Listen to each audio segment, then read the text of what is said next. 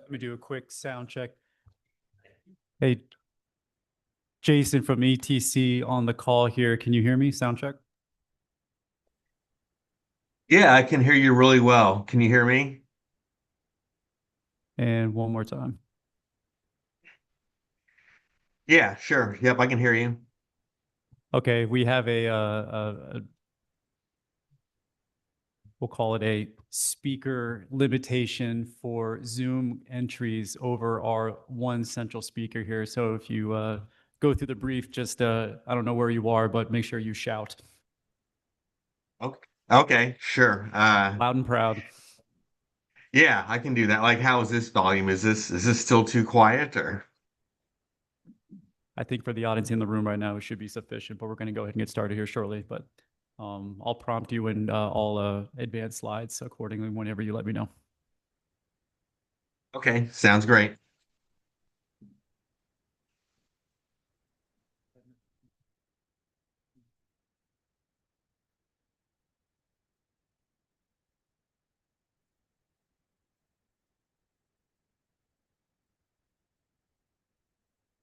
Call this meeting to order. This is the August 18th, 2025 New Garden Township Board of Supervisors meeting. Please stand for the Pledge of Allegiance.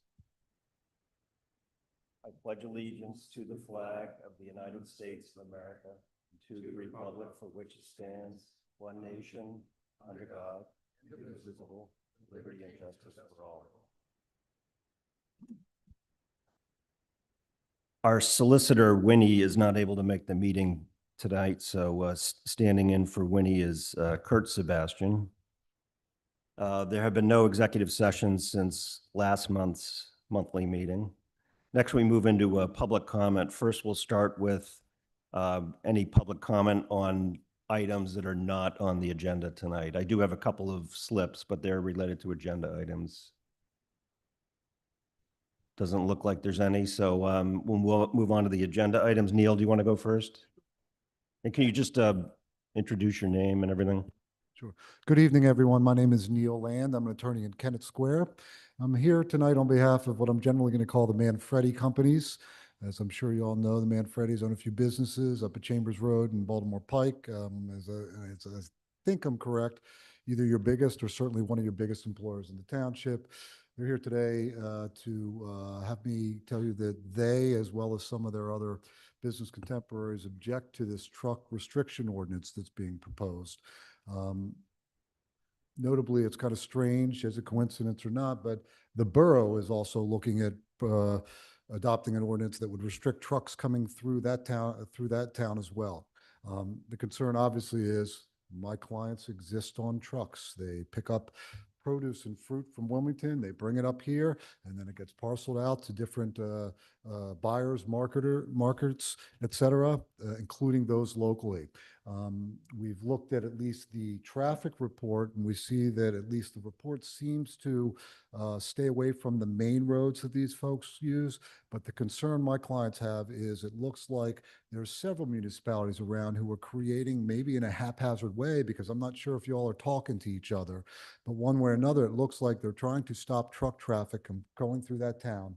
And town being Kennett Square. When it does, that's going to create a situation on my client of how they can get these trucks from the ports down in Wilmington to their facility at Chambers and Baltimore Pike.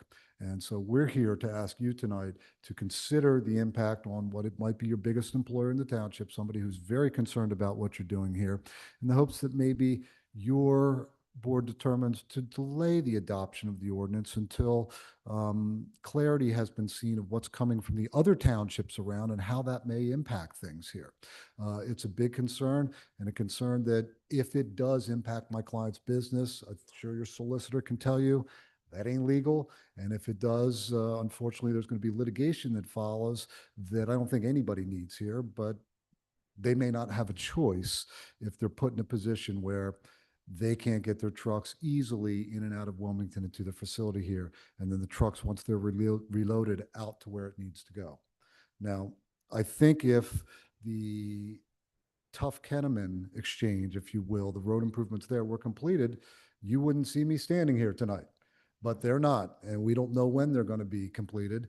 What we do know is you're the second municipality in the last 2 months that my clients became aware of that are looking to restrict truck traffic through this area. We understand we don't want trucks going up into people's neighborhoods. My people's trucks have never gone there. What they're hoping, though, is you can pause the adoption of this ordinance. I know you're not voting on it tonight, but you are voting tonight to move it forward to create an ordinance. Pause that until there's a clear picture of what's going on regionally in this area so that your local businesses are not affected like that. Thank you for your time. Thank you, Neil. Next, we have Kenneth Robertson. Kenneth, can you just state your name and address? I'm Kenneth Robertson, 329 Buttonwood Road, Landenberg, Pennsylvania, in Somerset Lake for 33 years. Okay. From the last month's meeting, I did review the development overview packet. I did understand it, and I came up with a list of questions that I would like to submit for the record this evening. I made 7 copies. Perfect.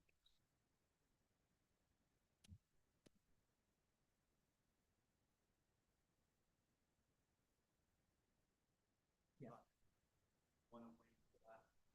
Yes. I want I'm sorry. That's for the White Clay project. I prefer for you all to look at it together as the board supervisors. And I'm looking for the replies next month or the month after, but I want to be able to get my head wrapped around the responsibilities of all those different sites that they're going to be developing. I've been in construction for 55 years and cost management, and actually I've been involved as builder estimator at Somerset Lake. So I am familiar with my questions. If you would be kind enough to look at them as a team, and they're not hard questions. I want to know whose responsibility for what. And that way, as a taxpayer and for long residents, I'd like to know what we're getting into. Thank you. Thank you. Are there any other public comments on agenda items? Okay, if not, we're going to recess the Board of Supervisors meeting right now. We're going to have the public hearing on Act 209, so I'll turn it over to Kurt, and he'll lead the public hearing. Thank you. Oh, sorry. Sorry, folks. Good? All the way in. Thanks. Yeah, so what we're going to do now is conduct a hearing for the traffic impact fee ordinance. So I'm just going to run through the procedure, fairly basic right now. What I'm going to do is run through a list of the necessary documents for adopting the ordinance, and then we're going to have public comment, and this is sort of embedded, nested here, if you will. So you're going to have public comment on this only, and then I'm going to turn it back over, and the chairman's going to adjourn the hearing. So this will be fairly brief. So what we've got in terms of documents are the proof of publication for the notice, attestation by Winifred Sebastian for the notice. We've got the planning commission meeting minutes where it was presented. We've got the submission to the Chester County Planning Commission, attested copy to the Chester County Law Library. And we're going to present we've made a presentation of the elements of the ordinance. So I think so those are the included elements. So I think at this point, if there's public comment. And this would again be specifically on the traffic impact fee ordinance.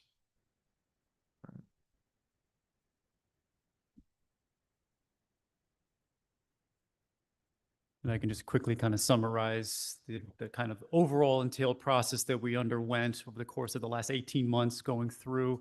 I would consider a fairly comprehensive amount of input, specifically for the delivery of the documents leading up to the ordinance as well. So if you will, this kind of summarizes it. This is kind of an extension of the staff recommendation where we originally went to approve the initiative in the first place. So with that, it was the creation of the very specific Act 209 Transportation Impact Fee Advisory Committee that's based off of the actual construct's requirements of having a certain cross-segment of official certified people under certain representative industries be present in that committee, which we did, as well as we went through the creation of the land use assumptions report, the roadway sufficiency analysis, and finally the transportation capital improvement plan. These required adoptions by resolution made after recommendations for approval by the TIFAC committee. These were the dates where they were heard. And then, of course, right now, all of this has been available to the public via the actual, inside the township town hall ordinance printout that's been available since the beginning of the month, as well as on our website as well. So I don't know how much more exhaustively to go into explaining what Act 209 is at this point. It's more of the end state of the actual approval of the ordinance, as well as the impact fee in of itself, which was explained last month. But the information and details are mostly up there for kind of retroactively what we did. And if there are any questions from the public and the board. And to confirm, because people have kind of stated some confusions, this is the developer impact fee based off of the generative amount of new trips created from new development. So you build something, it has a traffic assessed amount of trips against that property. Each trip is assessed for our impact fee, which was $3,600. So $3,600 per new trip. That's what the impact fee, and it goes into a transportation fund to fund transportation improvements that were recommended within the transportation service area, if that makes sense. So that's why we did the study within the growth areas of the township, which are 24 intersections primarily within the Baltimore Pike, Route 41, and Newark Road areas. So question, clarification, that is per trip. Per trip. So per dwelling unit, that could be ×3, ×2.2. Depends on the unit. Yep. On whatever the standard use is for that. Trips are part of the traffic impact study that's corroborated, not just from the developer providing and telling us how many trips, but our transportation engineers vet those impact studies to confirm the amount of trips per development. So it's kind of dual evaluated.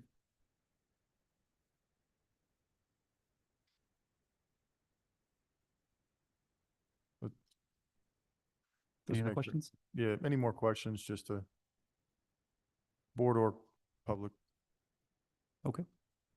Yeah, I think we're fine then. Mr. Chairman. Great, thank you, Kurt. So we'll adjourn the public hearing on Act 209, and we'll reopen the regular Board of Supervisors meeting. Next item, we don't have any recognitions, and the next item we do have is presentations. As you know, the Township recently sent out a community survey to residents, and we're going to have a presentation on that. Chris, anything you want to say before the presentation? No, I have Jason Morado. Am I pronouncing that right, Jason? Yep, that's exactly right. All right. He is available for us this evening from ETC Institute, which was the vendor that we partnered with in order to perform this survey. The survey results were posted when provided to the township. I think have been publicly available online for the better half of over a week now. This is a summary snapshot. The overall summary report is about 144 pages. This one's not that much. Make sure I got 32 slides. Jason said he would summarize and kind of get through this as efficiently as possible. Here, I'll actually drag and drop your face so everybody can see you here in the corner of the big screen. And without further ado, Jason, let me share the screen here and you can go ahead and get started. Okay, sounds great. Hey, so my name is Jason Morado. I'm the Director of Community Research at ETC Institute. And we are a marketing and research firm that specializes in conducting community surveys for local governments. And we just finished for the first time conducting a community survey for New Garden Township. So today I'm going to walk through the key findings from the survey. The full report, as was mentioned, is very detailed and comprehensive, but today I'll just walk through the key findings from the survey. Next slide. I have just a little background about ETC Institute. We're a national leader in providing market research for local governments. We've been doing this type of work for over 40 years. In the last 10 years alone, we've conducted surveys in more than 1,000 communities across the country. So this is really the type of work that we specialize in. Next slide. This is just an overview of what I'll go over this evening. I'll go over the purpose and methodology of the survey. I'll walk through the key findings. I'll summarize our main takeaways from the survey. And if there are any questions, I'll be happy to answer them. Next slide. So there are several reasons to conduct a survey like this.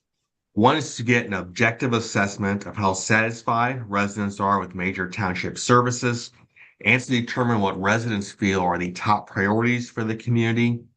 This survey could also be used to set a baseline for future surveys. A lot of communities that we work with conduct these surveys on a regular basis. And a lot of times you'll ask mostly the same questions each time you conduct a survey. That way you can measure trends over time. The most frequent time frame that we conduct these surveys is every other year. Some communities do it more often, some less often, but every 2 to 3 years is the most common time frame. And then with this survey, we're also able to compare your results with other communities across the country. Next slide. So this survey was 6 pages long. It's a fairly lengthy survey. On average, takes residents 15 to 20 minutes to complete. The survey was administered by a combination of mail and online to randomly selected residents throughout New Garden Township. Our goal was to receive at least 250 completed surveys, and we had a very good response. We actually ended up with 408 completed surveys. And the survey was mailed to 3,000 randomly selected households throughout New Garden Township. So that's a response rate of just over 13%, which is very good. Oftentimes the response rate is closer to 10 to 12%. And the results of the 408 surveys at the 95% level of confidence has a margin of error of plus or minus 4.8%. So essentially this means that if we conducted this survey the same way 100 times, 95 times the results would be plus or minus 4.8% from what we're reporting. So even for a statistically valid survey like this, the results are not perfect, but the margin of error is small. And as we administer the survey, we make sure that the demographics of survey respondents reflect the actual population of New Garden Township. Next slide. So here's what we learned from the survey. We found that residents have a very positive perception of New Garden Township. Over 85% of respondents rated New Garden Township as an excellent or a good place to live and to raise children. We also found that residents gave very high satisfaction ratings to public safety and parks and recreation services. We'll look at that in more detail in just a little bit. And the top overall priorities for township services are the condition of township-owned roads, public involvement in local decision-making, visibility of police in neighborhoods, and the connectivity of the trail system. We'll look at this in more detail in a little bit as well. Next slide. So we found that residents have a very positive perception of New Garden Township. Next slide. This was the very first question on the survey. Here we asked respondents to rate New Garden Township in a number of different ways. You can see the dark blue are ratings of excellent, the light blue is good, the gray is neutral, and we interpret neutral as average or meeting expectations. So it's a rating of a 3 on a 5-point scale. So it's not a bad rating. And then the pink ratings or the orangish ratings are below average or poor. So overall, you can see the positive ratings far outweigh the negative. If you look at the top of this chart, you can see that over 85% of respondents rate New Garden Township as an excellent or a good place to live and to raise children, and less than 5% gave a rating of below average or poor. You also had about 80% of respondents who feel that New Garden Township is a place they're proud to call home, compared to only 4% who don't feel that way. Next slide. Every couple of years, ETC Institute conducts a national benchmarking survey with randomly selected residents from all across the country. So in this chart, we compared your results with our national survey. On this chart, the green bar are new township residents who gave a rating of excellent or good. So those are the positive ratings. The light blue are the positive ratings for residents in the North Central region, which includes state of Pennsylvania as well as nearby states. So that's really more of the regional average. And then the gray bar are the positive ratings for residents from all across the country. So that's really the national average. And you can see in most of these areas, New Garden Township rates much higher than other communities. As a place to live, you had a 90% positive rating, which is more than 40 percentage points above the national average. It's more than double the regional average. New Garden Township also rated significantly higher than other communities as a place to raise children and as a place to retire. You do rate a little bit lower as a place to work, although not significantly lower. Next slide. So over these next few slides, we'll take a look at how satisfied respondents were with a wide variety of New Garden Township services. Next slide. This chart focuses on different aspects of communication. For these next few slides, the dark blue are those who are very satisfied, light blue is satisfied, the gray is neutral, which again is at 3 on the 5-point scale. So it's really not bad, but average ratings, meeting resident expectations. And then the orange are those who are dissatisfied or very dissatisfied. So you can see that overall, the positive ratings outweigh the negative.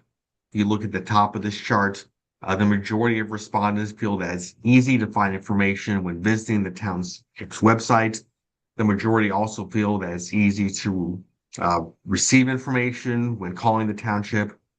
The only area that had more dissatisfied than satisfied respondents is that bottom row, the overall level of public involvement in local decision making. Next slide. This chart focuses on public safety. You can see across the board, respondents gave very high ratings to a wide variety of aspects of public safety. This includes a lot of different services related to both fire and police departments. You can see the highest rated areas are how quickly firefighters respond to emergencies, the overall professionalism of police department personnel, as well as the overall professionalism of fire department personnel, and then how quickly police respond to emergencies. And in all areas, you had significantly more satisfied than dissatisfied respondents. Next slide.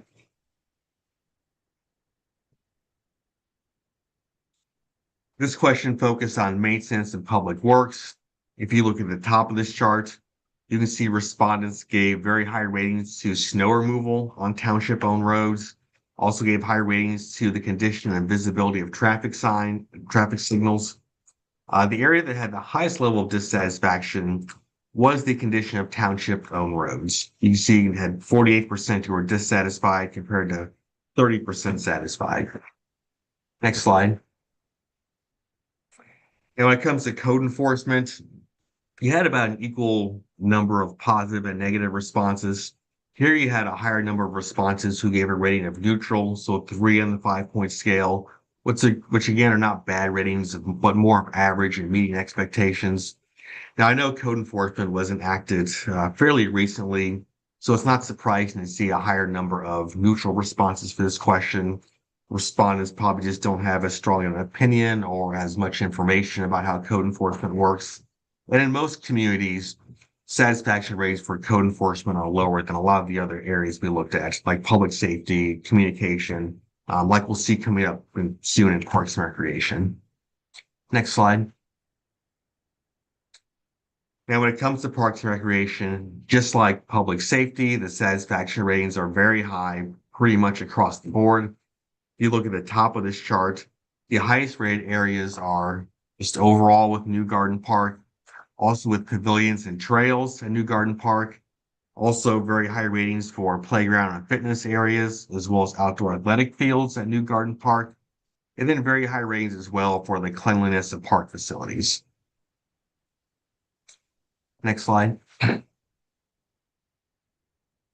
Here we asked about New Garden Flying Field. You can see for all 7 aspects that we asked residents about, less than 10% of respondents were dissatisfied. So overall, the positive ratings far outweigh the negative. Next slide. And then here we focused on transportation infrastructure.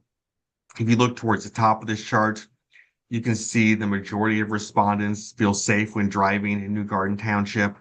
The areas that had the highest levels of dissatisfaction are the quality of road infrastructure in New Garden Township, as well as the accessibility of reliable public transportation in the township. Next slide. So now we'll take a look at top priorities. Next slide. So these next few slides are something we call the important satisfaction rating. And this is a tool we use at ETC to help communities set priorities. This analysis is based on 2 types of data. First, we ask respondents how satisfied they are with different aspects of township services. And then as a follow-up question, we ask which services are the most important for the township to focus on. So the idea behind this is that those services that have a combination of low satisfaction ratings, but at the same time are rated as the most important, are the areas that we recommend as the highest priorities to focus. This first table is focused on communication. You can see the highest priorities are the overall level of public involvement and local decision-making. That's really by a pretty wide margin the top priority.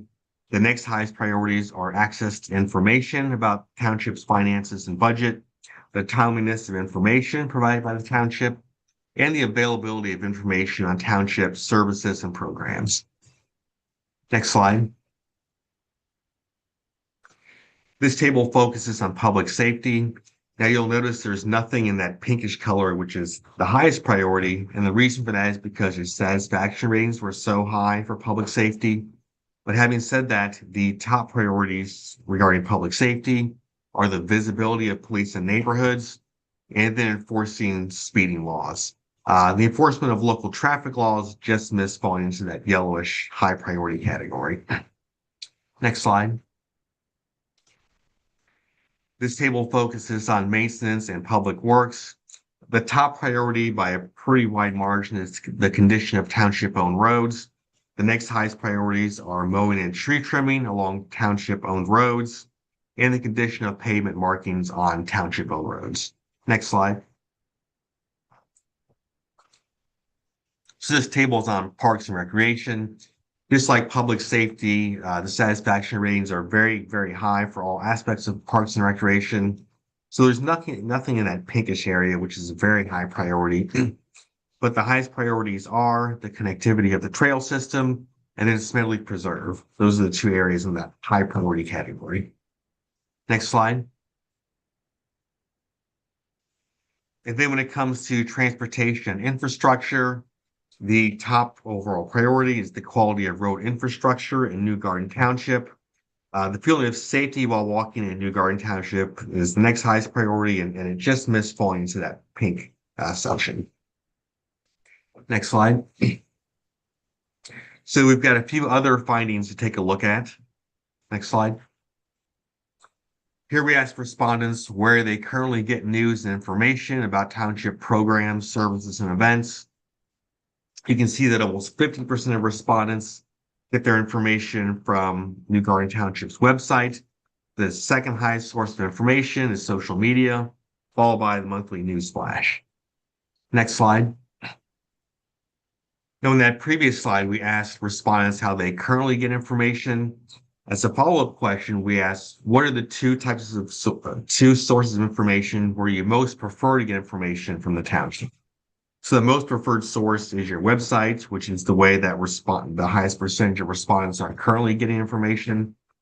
The second most preferred source of information is the monthly news flash. So that's an opportunity maybe to reach more people. You can see 47% of respondents selected the monthly news flash as one of their most preferred sources of information, whereas only 26% said they're currently getting information that way. Next slide. Here we ask, which of these initiatives would you most like to see emphasized by the police department? And you can see the top choice was additional residential patrolling by officers. Almost 60% of respondents picked that as one of their top 3 choices. The next highest priorities be additional traffic enforcement and neighborhood watch or business watch. Next slide. Here we asked respondents how important they feel it is to construct new streets in the township to provide more connections and improve access to different parts of New Garden Township.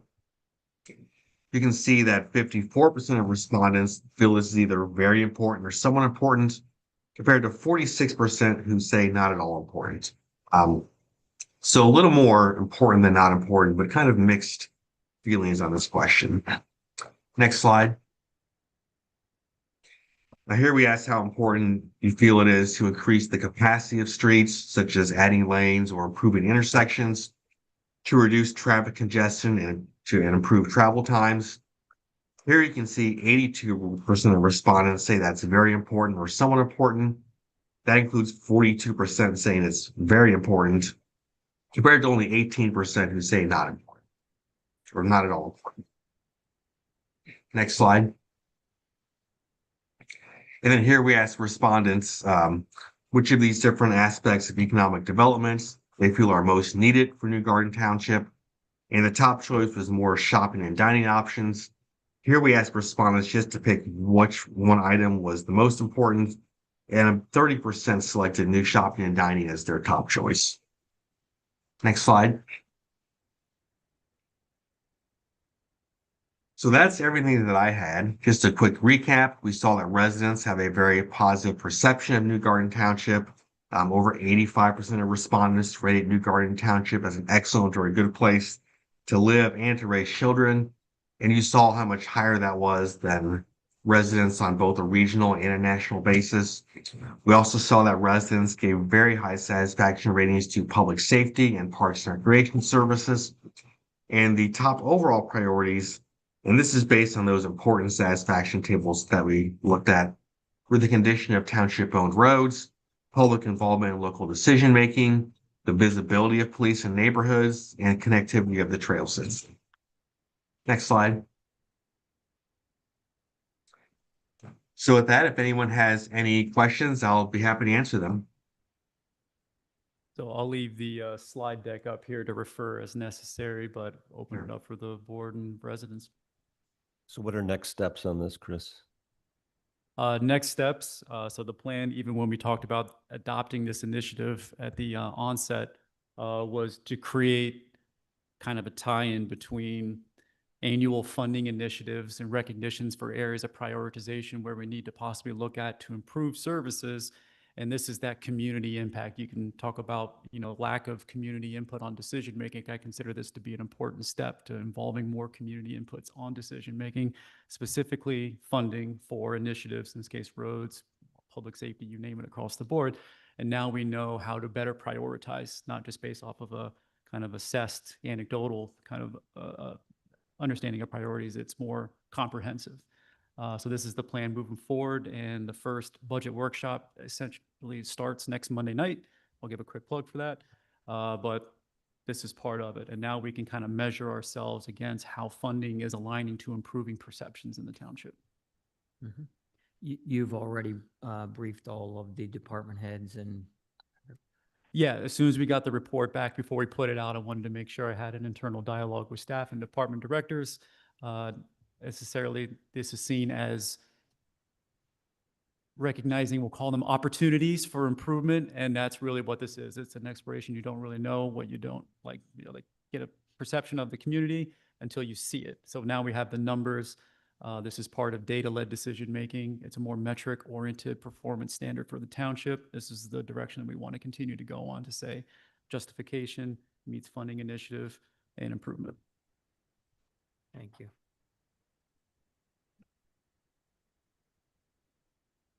No, you can go up to the dais and, yeah. And just for the record too, name and address. Michael Lowenstein at 228 Kestrel. Quick question. How do you correct for non-response bias? You got only about, it's, what is it, 13%? Jason, that's probably more of a you question. It is. Right. Yeah, a 13% response rate is a good response rate for a survey that's this long. Typically, it's around 10 to 12%. Non-response bias would be an issue if the response rate were much lower, such as 5% or lower. Then that would definitely be a major concern. But you can see there were a lot of responses of neutral, which are kind of in the middle. If non-response bias were a major issue, you'd have a much less of that, and it'd be much more polarizing opinions, more people who are very satisfied or more who are very dissatisfied. So the response rate was good enough to where I don't feel that non-response bias affected these results. You characterized a 3 as okay on a 5-point scale? That's right. Well, yeah, 3 it's an average rating. 3 on the 5-point scale is how we interpret that. Okay. My terminal degree is in market research. I find it a little troubling. That's it. Thank you. Thank you. And, oh, one more question.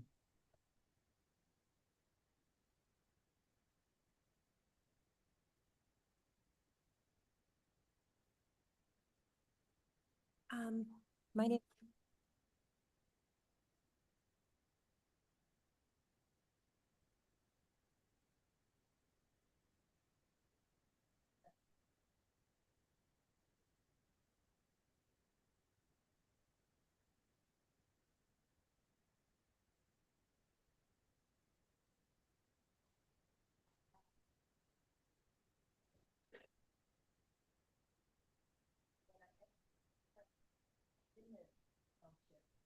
If they know what's going on, and trying to find the information just for myself has been very, very challenging. I came last week with Christopher Hunt.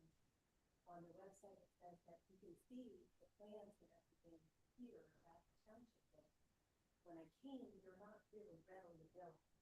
They can bring you to their computer and show you, but just getting yourself up to speed right away is not an easy thing. And I think that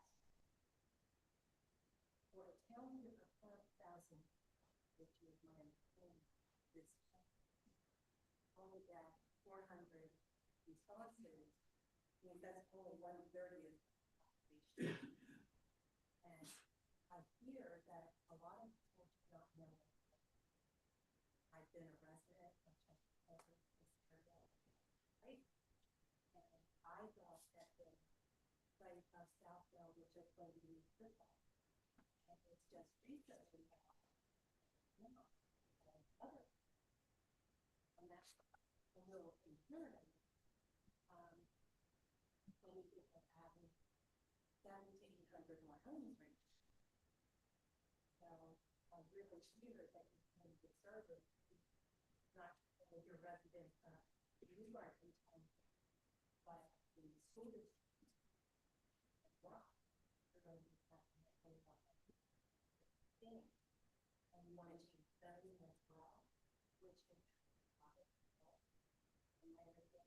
then we have another couple. Now, I just wanted to mention that it's very, very sad that, this, there wasn't because all of the state, all of it. But I can say at the very minimum, should be the one.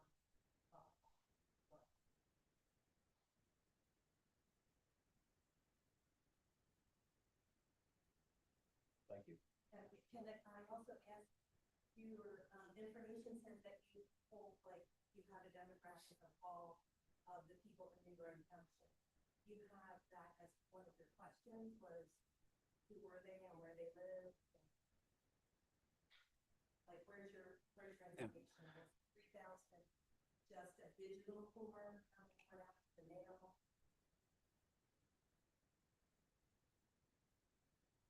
Hey, Jason, if you want to go over at least how the surveys were distributed, I think that was answered one part of the question. Okay, sure. Yeah, I'm sorry. For some reason, I couldn't hear that question at all. Yeah, as far as how they were distributed, the survey was mailed to that random sample of 3,000 households. We also included a postage pay return reply envelope along with the mailed survey that came back to our home office. So there was no cost to residents who wanted to fill out the mailed survey and mail it back to us. The mailed survey also had a link to an online version of the survey for those who wanted to type in the link to take it online. And then the envelope that the survey was mailed in had a QR code, which was another way that residents could access the survey. And then we also promoted the survey through social media. So those are the different ways that residents could fill out the survey. So it was by email, by mail, number one, with a possibility for you to go online that was part of a survey memo. I was the one that kind of dictated the memo just in terms of making sure people had the understanding of what it was and what the resources you need to get there. And then to my understanding, there was also a phone line that residents could call in and submit their answers that way. So it was kind of a true, not a true omni-channel, but as many channels as possible to make it as accessible as possible.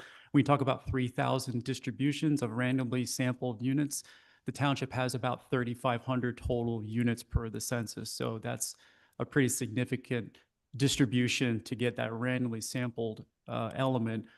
How many people respond is just how many people respond. You can't control for that.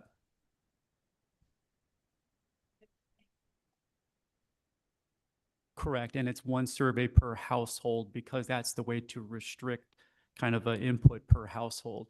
That's just more of the making sure that they don't get an overage amount of noise and other biases coming in. Is that about right, Jason?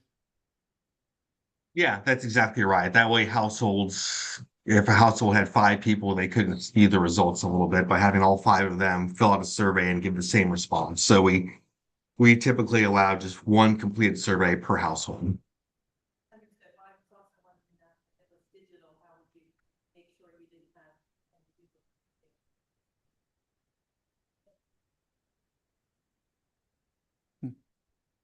Thank you.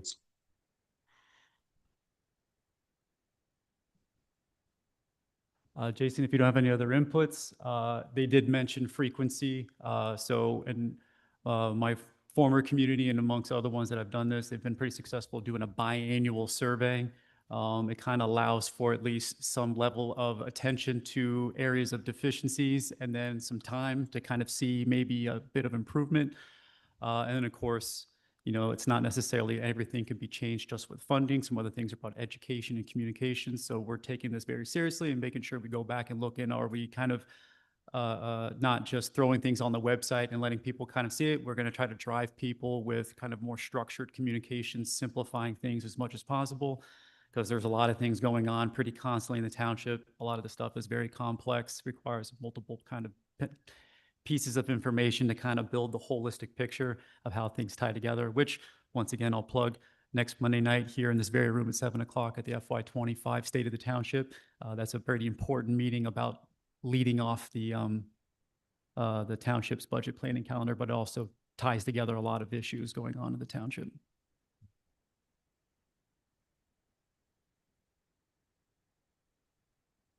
That is all, unless That's it. Thanks Thank you. very much. Thank Thank you, you. Jason. You can drop. Great, thanks a lot. Thank you, Chris. Included in the meeting materials are the minutes from the July 21st, 2025 board meeting. Can I have a motion to approve such minutes? I'll make a motion to adopt the minutes as submitted. I'll second. All in favor? Aye. Any opposed? Thank you. Moving into the treasurer's report, we have paid invoices in the amount of $70,502.76 and unpaid invoices in the amount of $1,310,061.35. Steve, any disclaimer? No, I'm good. I'll make a motion to pay the bills in the amount of $1,380,000 or $380,564.11. Is there a second? I'll second that motion. All in favor? Aye. Any opposed? Moving into the next item, there's no public safety report this month. And then Chris, we'll turn it over to you for the monthly department report. And thank you. I'm just going to hit a few highlights here, not to go through the exhaustive report month over month, not a whole lot of changes, but just wanted to kind of bring some things to attention here that I think might be relevant. I'm going to go back to the beginning of the share my screen here. Nice game. It's tough being a one-man band up here. All right. All right, so good evening. I just wanted to go over some quick highlights of the July report. Most of it's just about information coming forward on sequential meetings here in the township. So we'll go ahead, if I got this.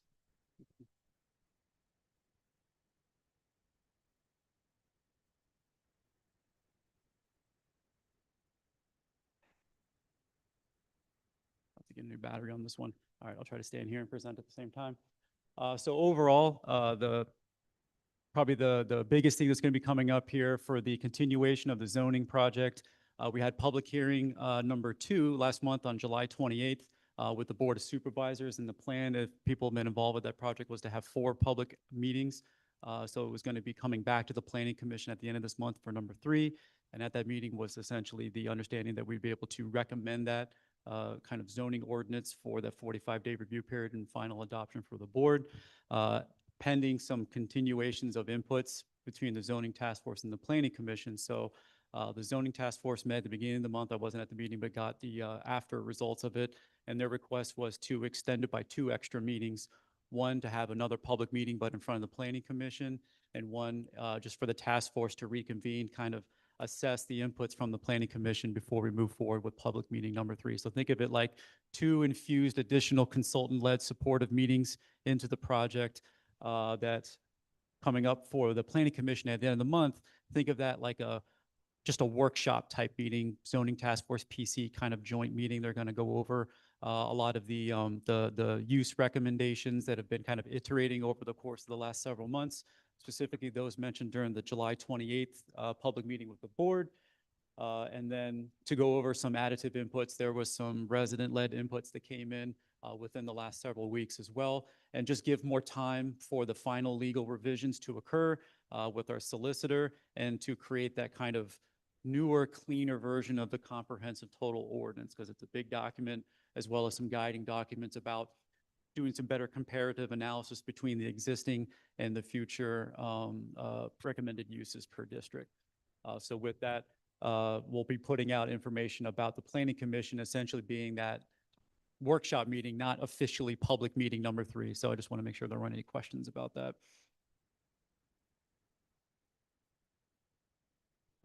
Then overall, the just the monthly budget workshops. As I was saying earlier, next week, Monday night, we're going to get some communications out about this multiple times this week.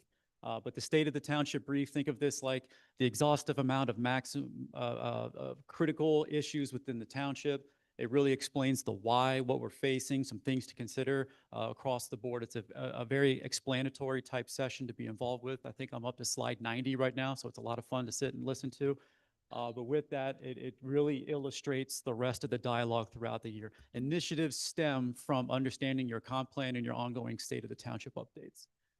So outside of that, really, we just have the plan weekly workshops through the months of September and October, leading up to the recommendation if we can get it put together on Monday, the 20th of October. And if need be, we can push it to November to make sure we still get in sequence with that final 30-day to present the budget and adopt it in December. So this gives us just more runway if we need it.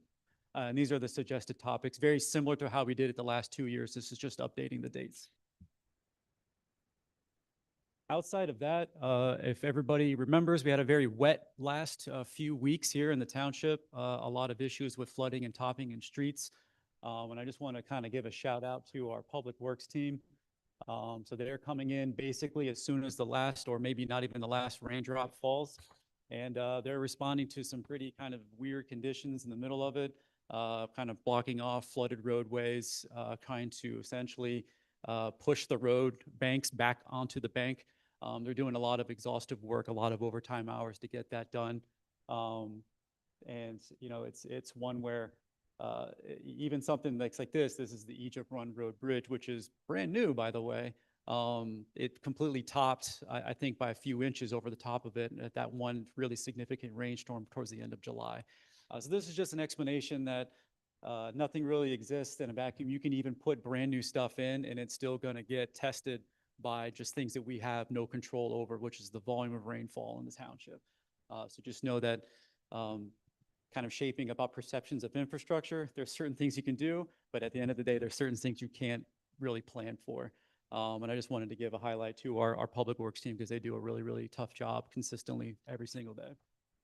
And that was it. This is just fun stuff, just kind of floats around after a rainstorm that we have to go and clean up and pick up. I can't remember where these exactly were. If anybody can name them, or if that's your couch, let me know. Oxbow Road, thank you. And then just kind of some after impacts of armoring and stuff around the areas to kind of clean things up. And there's our Public Works team too. And our director himself is a practitioner, if you will. He's getting his hands dirty on a day in and day out basis. So much appreciation for them. I don't have anything else really. The report's in the agenda. If you have any questions, let me know. Thanks, Chris. Next, we'll move on to the White Clay Point proposal. Do you want to introduce that, Chris?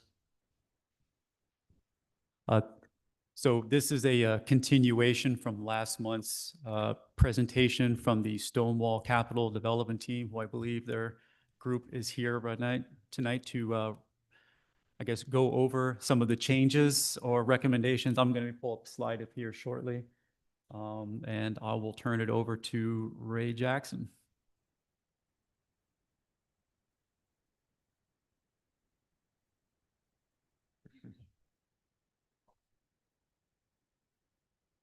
You don't want to go over this?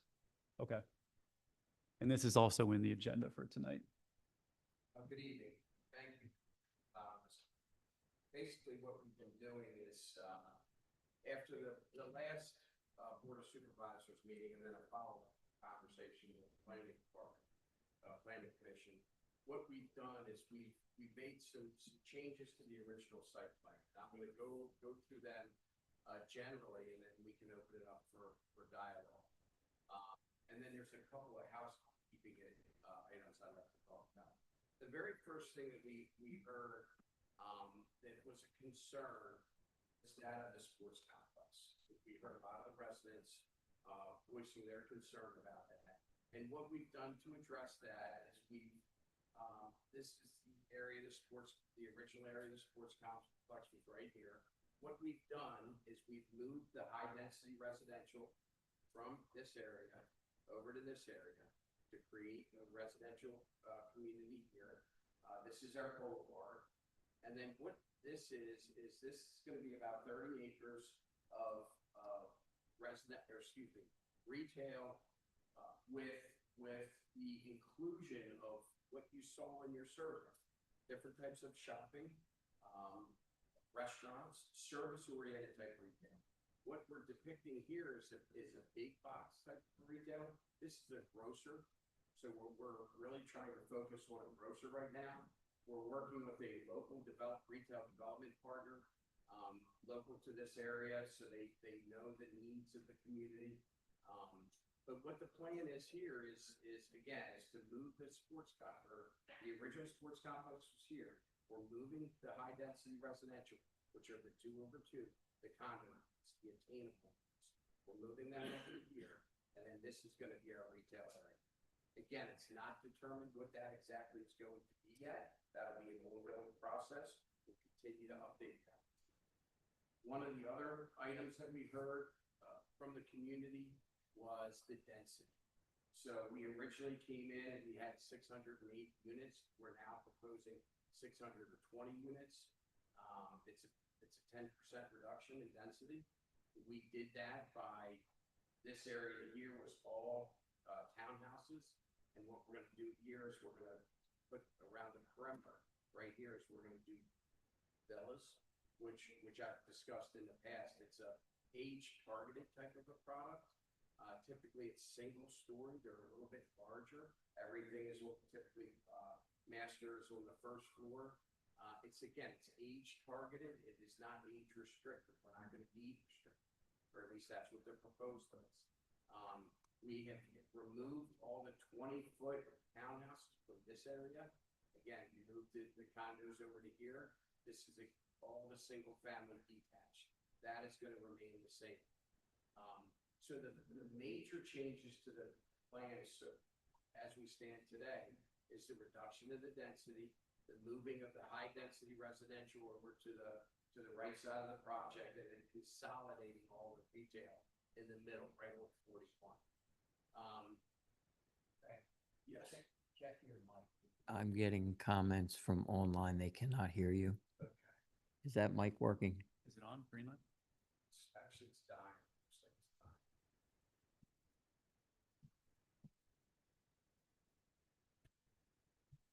I'm sorry to interrupt you, but How's that? there you go. Sorry about that. I probably Thank- turned it off a couple of times. So those are the major changes to the plan from the original plan that we submitted to you. I want to update you on the conversations with Aqua. We've had numerous conversations with Aqua with regards to the sewer.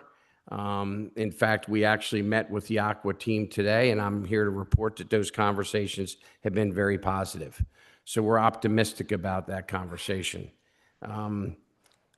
We have created a website in response to some of the comments that I heard earlier this evening, and in addition to the comments that I heard the last time we were here. We've created a website, whiteclaypoint-pa.com. And on that website, we are going to produce all of our consultant reports, which was requested at our last meeting. We will also have all the reiterations of our plans. We will eventually include our engineering plans, and also all the scheduled meetings, the upcoming meetings, so that the community can stay informed. I think it's important for us to talk tonight about the communication that we've had with some of the community members. We did have an updated conversation with Somerset Lakes folks, primarily about stormwater management. There's been a lot of concern about that, and we've engaged with them, and we've offered to have them involved in all of the conversations with our engineer. It's important to us. It's important to them. We've also had our first conversation with the SAVE group with regards to the traffic mitigation and traffic planning. So we've got an ongoing conversation with them. I'm going to defer to my partner in a second with regards to the Reynolds Roads connection and the park connections, because we want to talk a little bit more about that.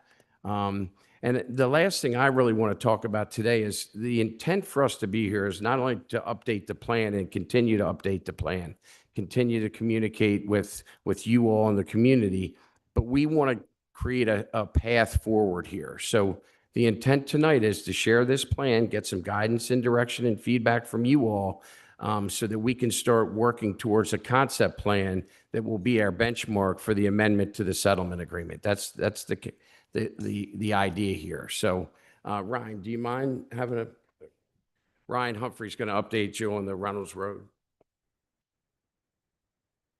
Problem. Thank you. Obviously, there's been a lot of concerns about the Reynolds Road being used as a cut through the Somerset Lake subdivision for anybody going this direction. It seems that from a lot of the public comments we've had, it seems to be a double-edged sword. I know that people are going to use it as a cut through because I myself use it as a cut through. Whether that's a good thing or a bad thing, we've given it a lot of thought. And what we came up with is it's obviously a tricky problem. There's two obvious solutions, and we're willing to both pay and pursue either of them at the pleasure of the board or the community themselves. We're happy to either disconnect the Reynolds Road from the Somerset property with a turnaround, which I understand is probably not ideal given the amount of people who use that particular access point. We're also willing to throw traffic calming devices through Somerset to disincentivize people from using it as a cut through and instead incentivize them to use Sunnydale. In addition to that, in talking to Steve, he has encouraged us to create an additional potential access point through the park at this point right here. So there's currently already on the plans an access point from Reynolds Road into the future park here. He's encouraged us to have an additional point here. And the goal there would be to take any of these units that might throw into ways an access point down 41 and have it be tempted to take this route this direction to instead be able to take the road to our new access point we're creating here on 41, which is a signalized intersection, either in conjunction with either the other two options that we put forward, or if both of those are rejected, just as an additional option in and of itself.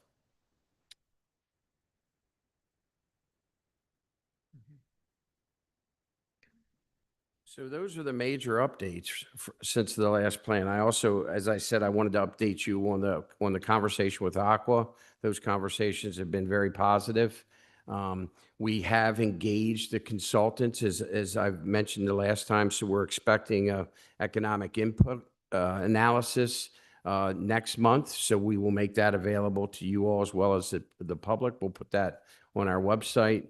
But we're at a point now where we've got to really hone in on our plan. We need that for continuation of engineering plans. We need it for our traffic study. As an example, in the traffic study, if we were to vet a sports complex as opposed to retail, there'd be significant differences. So that's why we need to come up and hone in on our set plan so that we can continue with these consulting reports. So that's the status of where we are. We're making great progress. One thing I neglected to say, and I did mention last time I was here, is we are in conversations with multiple national builders, and we expect to have a decision on that in the very near future as well. So I think you all will be very pleased with the builder that we're bringing in as our strategic partner. So here to answer any questions or be excused. Ding, ding, ding. Couple questions. Price point for the obtainable housing. Any ideas? I mean, It will start with a 3. We've discussed that with our home builders, and they're aware of the sensitivity to this and the importance of this. and then I think you did clarify this, but on the other side of the road, how many of the other units, the villas, were you proposing? The new plan, I believe, has 65 villas. And they're targeted, but not age qualified or restricted. That's correct. Okay. This one's a Chris question. If they have a link, can we help the public access their updated plans on the website? Have we already done that?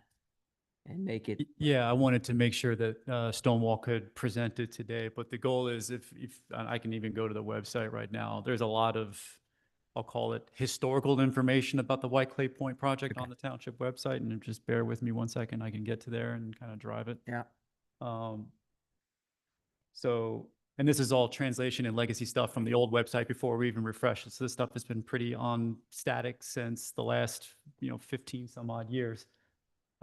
Here's also, for those who haven't been, our amazing new website. But with that, you have the White Clay Point project under the community feed part. We can even bring that forward as maybe like a kind of prompt or something that pops up on the website if you're interested about Well, White Clay. hyper- We'll try to hyperlink. work with that with our vendor.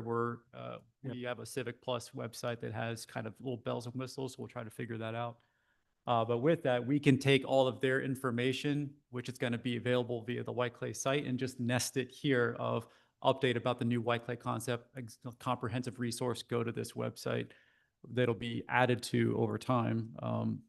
And I'm going to the website right now, which would be a link here provided. And we can even drive communications, social media, you name it, to just go to this site, if that makes sense. Yeah. If there's any other things that we could do, just let me know, but we'll make sure it gets pushed out. Yeah, no, I just want to make it easy for people to find, so that it's not difficult. Yeah. And then Chris, if you can go back to the, map that we had up there. So instead of, can I borrow your pointer for a second? So it's- You got one? Just the clicker doesn't work. Okay, Let I'm me, not going to change things. Pop it on there. I'll try not to Try to shoot anybody. Shield my eyes here. It's eye safe, I think. Okay. I can figure it out. Just the big middle button in the middle. Okay, we got it. So instead of making a connection possibly through the park, would it be possible to connect from here back into the back of this somehow? Just looking for secondary accesses. And then if you were to do away with that connection to Reynolds Road, I don't know whether you would lose homes or reconfigure that somehow to come up here and access St. Anthony's in this area. You do retain everything in the green. Yeah, I'm Neil Kamens with Chester Valley Engineers. The first place you pointed to, Steve, Up here? up there, the trick there is that's crossing the stream and all the wetlands. So we've been trying to avoid that. The idea here was this would tie into existing infrastructure, that some of it's complete, some's not in the park, but there's at least a path to get you through to where there's an existing bridge. Right. I think we could connect here. I don't know that that's much different than here, but certainly if that's better, I think that's technically possible. There is a channel through here with wetlands, but we could come past that and I think get into this area. In fact, we'd propose some stormwater management there to provide extra capacity to let the township, when they're doing some more improvements in the park. But I think if you thought this made some more sense here, I think we could make that work instead of this. I don't know that that's going to change traffic patterns much, but if that's logistically a better thing, I think that's not a problem.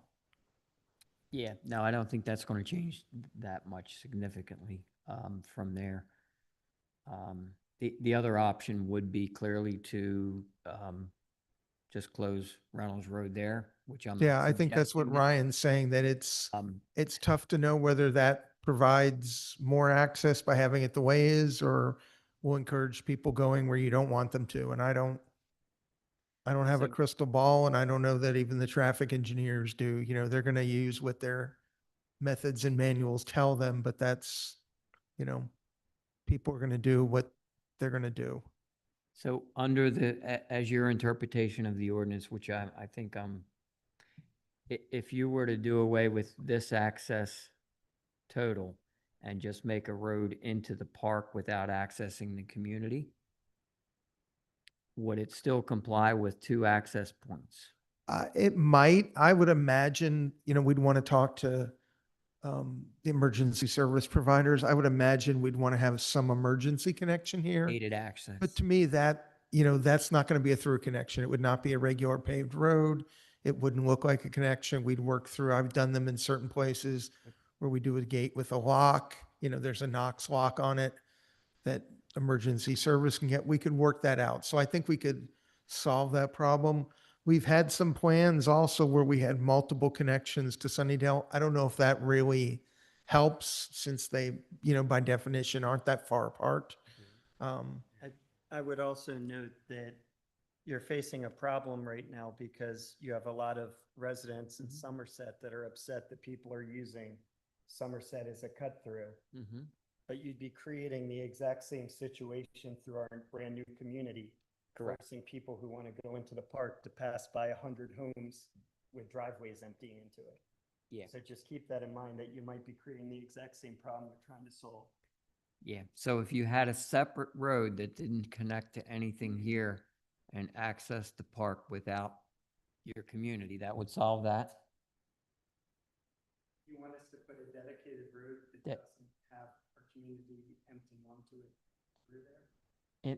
To access the park solely, yes. Would be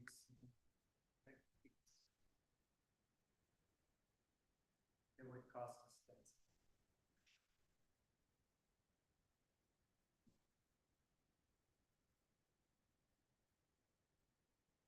And then you would still have to comply with the multiple accesses for that. Correct. That would alleviate the cut-through traffic there. Mhm. Or you could do the traffic calming throughout Somerset Lake.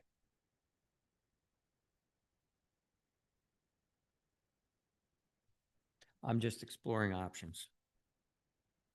I think something that might be helpful too is next month, that's a September 15th Board of Supervisors meeting. The Parks and Recreation Board and the Parks staff has completed the kind of revised component of the updated concept plan for New Garden Hills, formerly St. Anthony's. And that might help kind of illustrate driving patronage to the park, but understanding kind of what's the goal to do with the park too. So just more pieces to the puzzle to put there, because right now it's essentially just the white shaded area, but it's a big strategic initiative is to activate that park, leveraging, this moment in time with White Clay coming forward to help us out with that.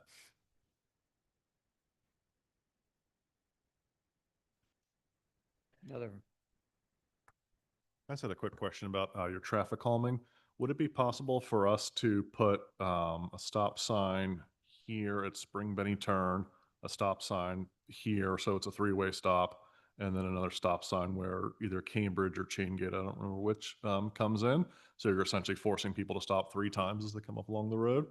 Would that, I don't want to play Yeah, that- traffic that- engineer yeah. because I'm not a traffic expert, but I've heard this question asked of the traffic consultant they're using, traffic planning and design. And there probably is a way to do that. The intersections would not meet PennDOT warrants and regular knowledge to do that. I don't know what the legal answer is, whether the township can still enact that or not, but there would not be enough traffic entering to meet warrants for a 3-way stop. But I don't know that that stops the township from doing that. right? So if it's township owned, can we not I just, believe, I think since it's a township road, I think you could do that. I think my experience is that it's obviously easier to do those things when the warrants and the standards that PennDOT propagates have been met, because then everybody looks at it and says, you're following PennDOT's guidance, even though it's a local road Mhm. and it's not an issue. But I think that's a choice for the township, and to also figure out legally what your thoughts are. I don't think that they have told me they do not express a problem with having that be multiple way stops. right?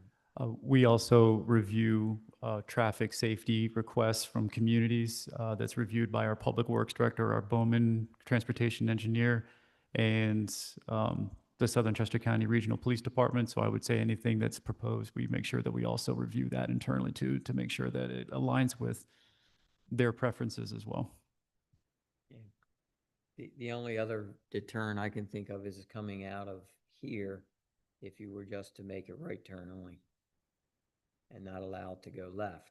But that's going to not stop the problem to come home. You could do that. I would only say just, and I don't want to speak for the public safety people or anybody, but it's a less good idea when you create things that only work with regulation, because people will tend to do what they think they can get away with. And you can't really design, it's not a high speed place where we can build a ramp. People are going to do it and certain people are going to ignore the signs and that's not necessarily better. I'm not telling you it's a bad idea. I'm just, No, it's a tough. you want to try to have, I mean, that's one of the concerns with multiple extra stop signs too, is you want the stop signs at places that are logical, so people are inclined to follow the law. So right now, you know, people come up to the intersection with Sunnydale, they know to stop, they know Sunnydale's the through road. Most people are going to follow that. If we end up with a whole bunch of stop signs, people get a little frustrated sometimes and they tend not always to stop.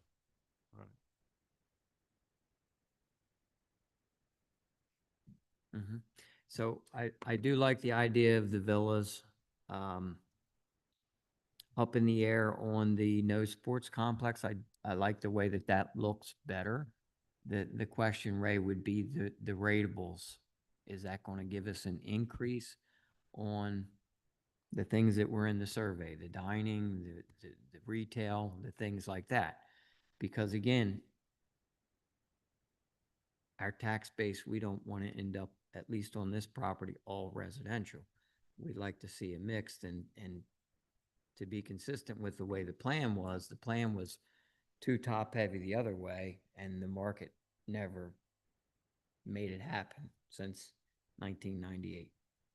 And I think that what we've done is we've addressed that. I think that we've addressed it by the market needs. Knowing the close proximity to Delaware, we don't believe we're going to attract traditional retailers. We're going to need to attract service retailers, restaurants, the things that your survey said your residents want. So that's what we're going to be really focusing on. And as I've mentioned previously, retail comes when you build rooftops. Correct. So we've got a built-in demand here in addition to the existing township demand. So that's why we feel favorably about this plan. Mm-hmm. We are in conversations with grocers, and there is interest. They're smaller grocers. They're 30 to 40,000 square feet. They're not, you know, the 150,000 square foot Wegmans, but they're service oriented, and it would be a great fit here. So we're excited about those conversations. Yeah.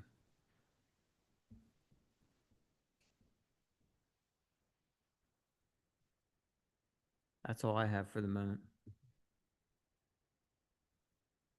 Is that it for the board? I know we have questions from the community, so I want to.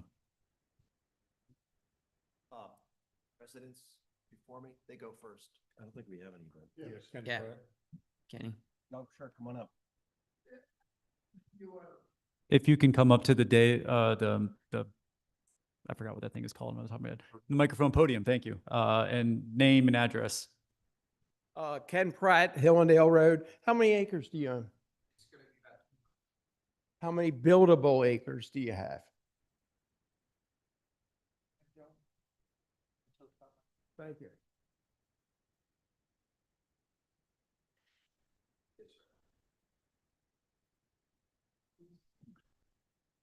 Barclay Hoops, New Garden Township residents. I'm going to try to bring my past experience to you. And I always look at the whole picture, and I don't mean to be disrespectful. I'm about 79. I'm not going to be here much longer. But I'm looking at my kids and everybody else's. Here's what concerns me. I'm trying to tie in a lot of things here that I hear on this truck traffic. I sense with this, it's going to happen. But our problems are got to be solved on 41 the whole way through, from 926 to K. Owen. Old Baltimore Pike's got to be fixed. It's got to be fixed.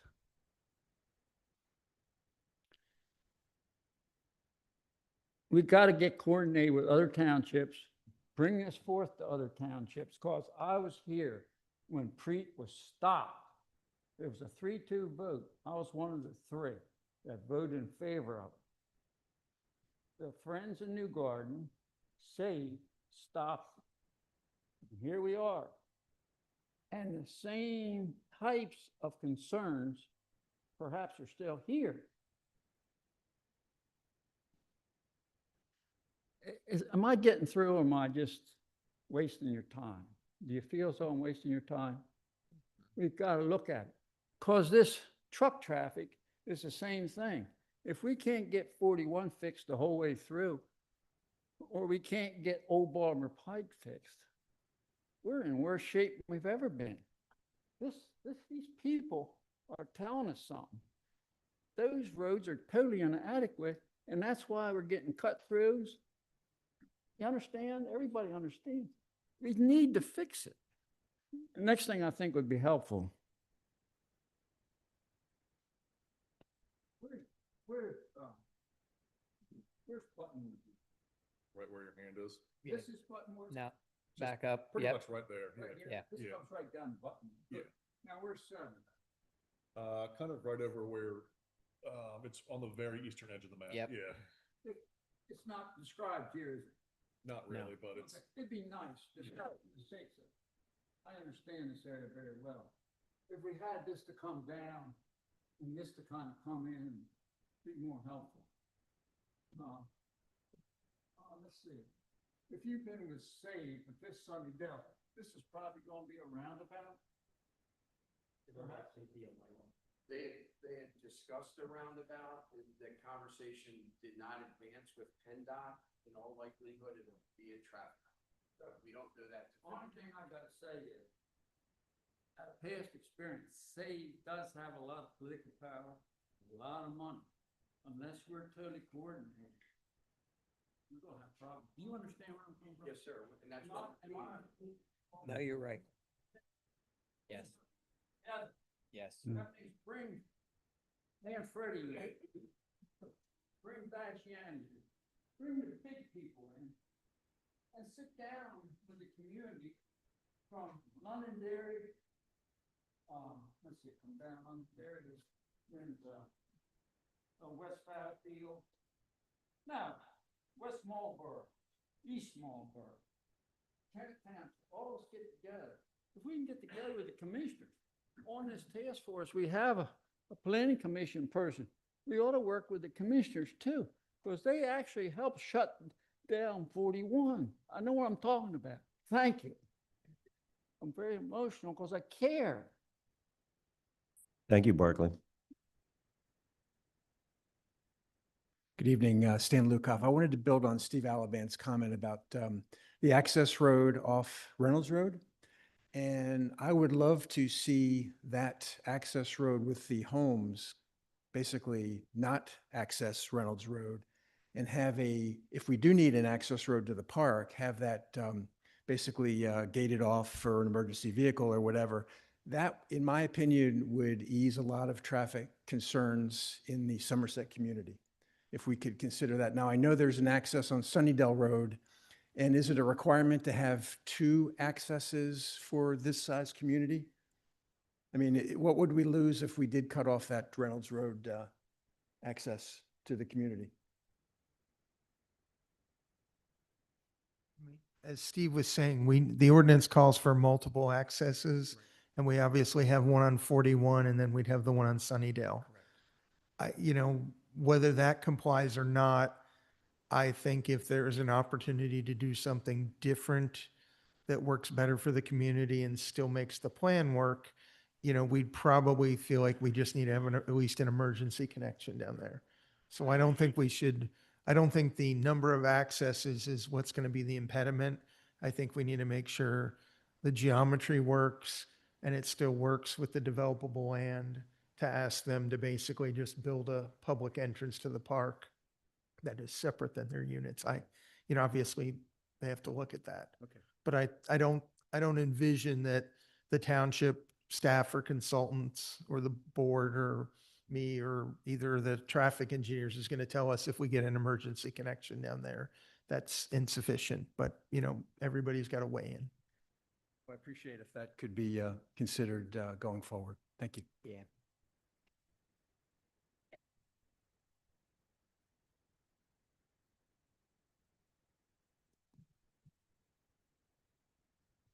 Good evening. My name is Deborah Feynman, and I live on Kelleher Drive. My question is, sorry, 2 things. I have 2 questions. One, I saw that you took out the stadium sports complex area. Is that off the table now?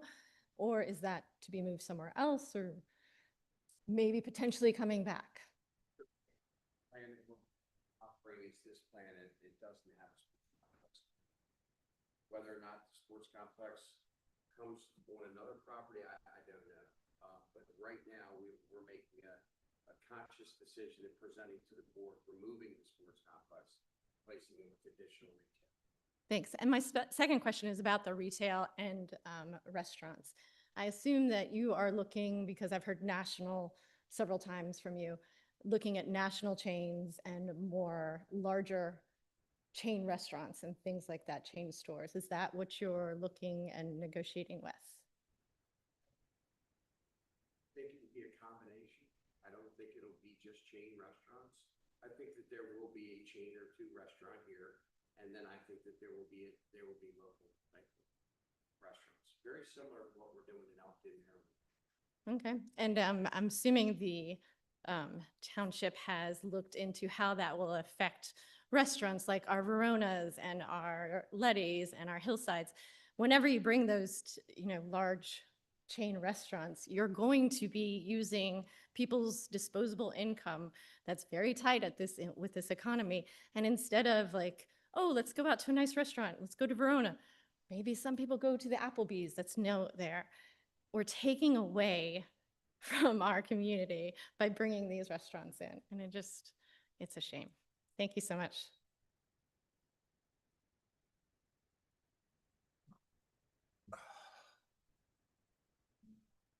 Yeah, hi, Ray. Richard Gawk from the Chester County Press. Very nice presentation on behalf of you and your team. I wanted to have you go a little deeper into the decision to remove the sports facility from Plan 1A and to have you talk a little bit more deeply about the impact of the voices you've heard and perhaps the correspondence you've received from local township residents who have expressed, even to our newspaper, their disagreement or their opposition to this sports complex. It sounds to me, and sounds like I'm assuming to others, Ray, that the voices of the people had quite an influence on that decision. If you will talk about that, I would appreciate it. Thank you. So last month I came in here and we made a presentation which included a detailed presentation with regards to the sports complex. What I heard is some concerns from the residents and not one or two concerns, but multiple concerns. And that's why my radar went up. Subsequent to that, I called Chris. I had a conversation with Chris Himes, Township Administrator, and said, look, I think it's probably in the best, it's for the betterment of the community, it's for the betterment of this project to replace the sports complex with retail. That's how the decision was made. It was made in conjunction with the township. I consulted with Chris, discussed it. He heard the same comments. So we wanted to make a subsequent proposal, and that's how we got to where we are. Thank you. Just one other thought, Neil, on the traffic. What if the entrance was left the same way, but was a one-way in? So that will restrict people leaving. That may solve more than half of the problem. I hadn't thought about that till you mention it. Okay, that's why we're here. And thank you. It's something to pursue. I mean, I've been taking notes as you see, and especially on the things that I think we can provide information to help them make decisions. And that's another idea to take down and look at that, because that is, that's less problematic, I think, than the, like trying to get everybody to turn right, to consider a one-way in. I mean, it probably does foster a little frustration for the first 5 or 6 houses who feel like, wow, if we just turn left and go the wrong way for a couple hundred feet, but that's not everybody. I think that, the right out, you might get a lot of people, but I'll, see what people say. It's another option to consider. So if you look at the Roush Chamberlain, Bancroft Road, it has a one-way entrance in. For emergency access, it solves the problems. It solves the problems for multiple does. accesses. It says multiple accesses. So something to think about. No, it's a good idea And I to don't think you put on could our do list to this. look at. And then we would have to gate that off after the first turn for the access to the park. You're fine with the access to the park there, Chris, more or less? I'm going to wait for the to hear that. partnership between the Parks and Rec Board with Pannoni Engineering, who are basically right now finalizing kind of a circulation pattern for inside the park. You're not talking about like significantly expansive roadways where you can get dual lane kind of stuff. So it's going to be kind of like a vehicle pedestrian kind of shared use path, one-way circulation pattern around there. But the goal was to make sure that there was always multiple connections to the park. One right now off of Route 7, one, and we'll talk about that even later tonight, one directly off of Route 41 because we wanted to have as much commercial, like, state-owned kind of commercial highway kind of connections to the park. So those are the main kind of corridors. So as much signage and as much people. The rear access to the park was just to have another connection for full circulation. It was more of a perk to it as well. But exploring options is, part of the process. But as long as we keep 2 gateways, that's definitely at least the standard for the minimum amount. Because the rest of the access are going to be true pedestrian paths from the residential areas down into the park. So you're going to have vehicle entrances and then separate pedestrian footpath entrances. But the goal is to activate the park, at least from a township's perspective. A follow-up question for Chris and the board. Moving forward, when do you anticipate making a final decision on this this proposal? Bring us into the timeline of that, if you will. So I think as it was explained last month, and I won't go too much into the need to do kind of the near-term amendment to the existing settlement agreement. That's definitely not within my purview. That's more of a legal function between the township, the representation from Stonewall, what that process entails. They can probably go better into the details about that. Outside of that, under the existing ordinance, even though we're doing the zoning map and ordinance update change right now, they're still going through the confines of the existing UD. That land development process will continue through the proper channels until you get 100% designed and engineered plan that's been approved from both the Planning Commission and the Board of Supervisors at a date when it's ready to go through that. All impact studies are complete. Estimate-wise, you're probably looking into early Q1 of 26. I think that's not speaking out of turn. So several months still to go. So I think we are at the point where you would like some direction on the sports complex or moving that so that you can at least move forward to that. I think we can shift some roads around, put some signs up, at least to get a solid, more sketch plan where you can start to engineer things. Am I correct? Okay. So, thoughts? Sports complex, do you like this plan better or you like the other plan better? I mean, I think we listened to the residents. The residents didn't want a sports complex. They were pretty adamant about that. I think we need a grocer here. It's not going to be a Wegmans. It's not going to be a huge big box Walmart or anything like that. I think it's going to be a grocer that we need, and I think it would really contribute to New Garden Township. Yeah. Trader Joe's and Chick-fil-A. The wish list continues. Now, and I'm kind of thinking the same way, provided that you can fill that gap and give us some substantial commercial to help offset the rooftops. We're going to submit our plan. We will have a fully planned retail plan that we submit. Obviously, things change, and that's part of the LD process. And that we're going to go through that whole land development process with the planning commission and then move it back in front of you all. But what we were looking for tonight is just guidance and direction with regards to the removal of the sports complex and creating a larger consolidated retail commercial area. That's really what we're looking for. And again, the idea is to get a concept plan. This is just, again, a concept plan.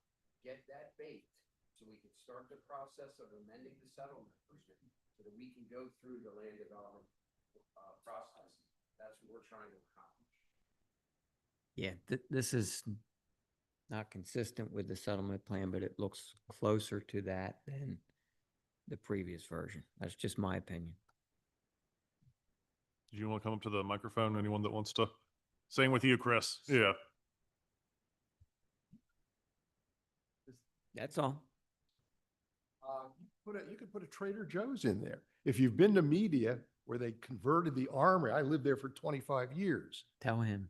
There you go. We're not going to argue with you. If you want to convince the township to the west of us to also densify, that's my understanding of, since they draw from a circle, so everyone to the west of us is still too rural for them. I would love a Trader Joe's. Yeah. Yeah. I mean, it's a wonderful facility and it's not real big. It's not. But and it's right on the strip on the, the main drive. Having worked in, I mean, you said you were kind of familiar with the industry, with another municipality in a much denser area. If you're viable for a Trader Joe's, they'll find you. Yep. Okay. That's kind of been my experience. But it's also a draw. It's also a draw. It is. And there are other brands too that are kind of good draws as well. Sure. Yeah. Okay. Okay. And then I personally like the option of the villas.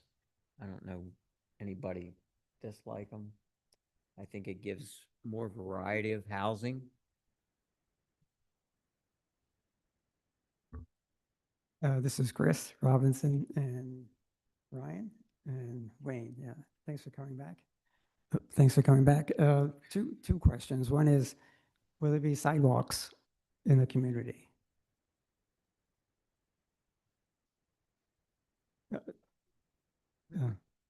We've got sidewalks throughout. You can't really see them at this scale, even if Chris zooms in a bunch. I mean, they're on the plan, but they're hard to see. I think that and a lot of other details, we're going to end up, once there's good direction on the scope of the plan, we can come back and move the engineering forward and have a lot more details about what's on here and make those good decisions. Obviously, in the busy areas, we want pedestrian sidewalks and stuff. There's always somewhat of a question in the single-family residential. Do people want sidewalks on both sides of the street? Do they want them on one side of the street? Some people say people like them in the middle. I'm just saying there's a difference there. Whereas like along the boulevard and the connection to 41, certainly we have sidewalks because nobody wants anybody in the street at that point. Yeah. I would also add to that the board and the staff have made it clear to us that they want connectivity to the park. Yeah, that's. Having grown up here, I've noticed that the more access people have by foot, or more people want to walk, even if it's a mile and back. It also integrates neighborhoods, so that would be a big plus. The other is when we get in more detail, I'd like to see the landscaping plan. The more trees and shrubs, the happier people will be. And my last question is, and it's something that can come out, and I think I spoke with Ryan about it. Yeah, Ryan. Up on the northern part, the property's in two watersheds. It's the White Clay Creek and the Red Clay. The northern part drains into the Red Clay, and that's where I live, over in Hartfeld. And the stormwater there is maxed out. The stormwater here with the 60-some units, it's 60 units. I want to make sure that I'm participating in that, the engineering. I'm not an engineer, but I like to, because that stormwater basin that Hartfeld uses is maxed out. And it's essentially it's draining into a stream. So we keep note of that. Sure, I know. Sure, okay, thank you. It's going to be a challenge. It's really a No. challenge. On the back side here. It's gonna be a challenge, definitely a Here. challenge.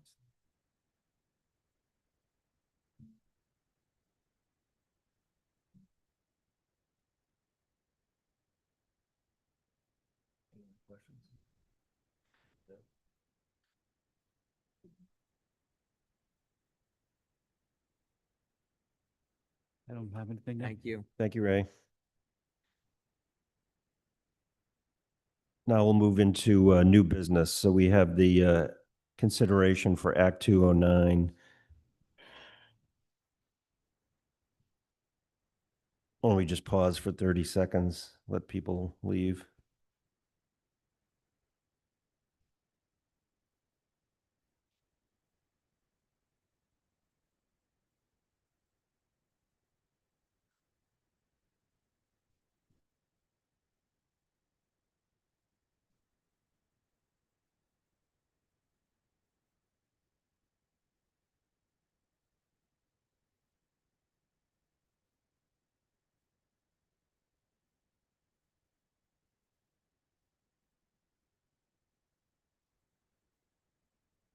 Thank you. So before the board considers the approval of the Act 209 ordinance, I wanted to give the residents one more opportunity to ask any questions.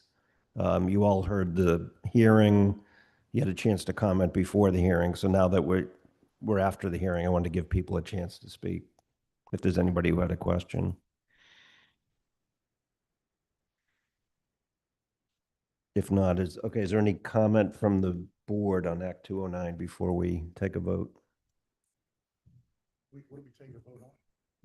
The impact fee for development, for new development on The recommendation is to adopt the ordinance 2025 tag 004, transportation impact fee ordinance. That's the motion for tonight. And then that includes the impact fee as an element of that. So you're adopting the ordinance with like the fee associated.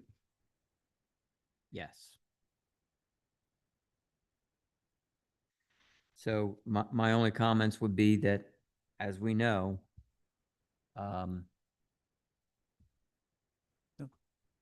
you're going to impact the cost of housing by anywhere from $6,000 to $8,000 or $9,000 per unit. It's based on traffic counts for whatever type of housing you build. If you build apartments, it's 2.2 per unit. That's the only one I know. Residential varies in different areas.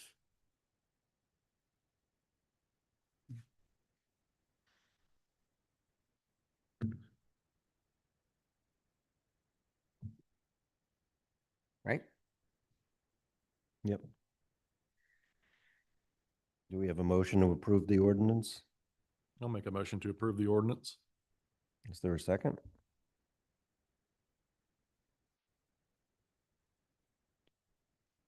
Guess not. Nope. It's only one in favor, two opposed, three opposed. So. Wait. Not vote. I don't want to vote for it. You want to explain? I'm just trying to think of what are you asking for? What's that?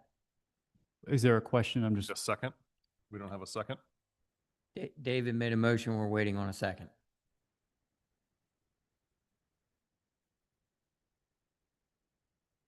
Yeah, Christie's not here. So motion to table till next month. Motion to table For what? the Act 209. The adoption of the ordinance. Is there any more information needed? Mm-mm.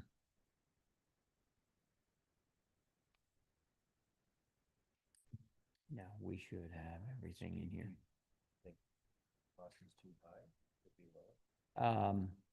Can that fee, so the fee cannot be adjusted because it's based on the target areas for improvement, correct? You could lower the fee if you didn't have a larger target area for improvements. The fee is for a consideration as a contribution, as an impact on additive traffic in the township.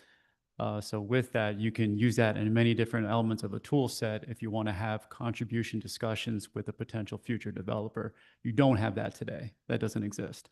So right now, the only fee levied against new development is a community recreation fee in lieu of amount. That's just based off of a calculated amount of the dedicated area or tract area needed for community facilities, recreation facilities, multiplied by the market assessed value by like 50% of that acreage. So that's it. So you have no real resources coming in to fund transportation enhancements. The Transportation Capital Improvement Plan identified 24 intersections needed for improvement to the tune of about $60 million total. A significant percentage of that comes from developer fees. So by not moving forward with this, when you are deferring development fees going towards transportation improvements of which we have no resources to fund. So traffic will continue to be poor. So if new development comes online, the existing throughput of intersections in the township will only degrade. Right now, they're at a consistent level of classification of D, which is about standard queuing times going through an intersection. If you prove these developments moving forward and forward without an impact fee, they will go down. They will go down to like grade F, and there'll be longer queuing times going through. So the goal is this kind of leveraging developers by tapping into having an additive fee that they pay us that goes into a transportation fund that we've done kind of turned into either A, working with the developer, working with PennDOT, or funding township approaches to doing intersection improvements. But without that, you have zero funding for this. Yeah, what concerns me, Chris, is the amount of per peak hour trip fees of transportation service areas should be $3,682. And then it says, unless revised or amended by resolution of the Board of Supervisors establishing a revised or amended fee ordinance with the provisions of the act calculated in accordance with the act as followed. And then it goes on to say that it looks like that we can recalculate this and lower it after adopting it. If I could get, yeah, I would have to get information back from Bowman if you can recalculate it. The calculation is made off of that net cost to developers based off of the total amount of intersections with the necessary improvements to keep them at classification of Yeah. D. It's not an arbitrary number. And that was based off of the 18 months worth of reviews of looking at all these intersections with the TIFAC group and making sure that the treatments were consistent with the recommendations for capacity flows through those areas. And it was just all based off of the fact that the township was interested in transportation improvements but have no funding. So this is essentially saving taxpayers money. correct. So you still have your motion on the table, David. I'm going to amend that with hopes of looking at a revised fee schedule at some point in time. And by resolution, I believe we can establish a new pay scale. And you're looking to lower the impact fee to the developer. Yeah, so you're giving away money to the developer? No. A revised pay scale. So I'm going to second your motion to adopt the ordinance as it is currently. So we have a motion and a second. All in favor? Aye. Any opposed? Nope. Okay. Thank you for the clarification. And No, thank you. And once again, for everybody for review, all of the Act 209 documentation is up on the website. We pushed it out several times, at least in the last few weeks, specifically leading up to this. But if you go to the township website, under transportation projects, it's just one of our listed transportation projects we have available. So how it's calculated, all the reports, the ordinance itself, as well as all the information and documents leading into it as an assessment of transportation needs as it was reflected in the community survey of why these are recommended solutions to help transportation initiatives in the township.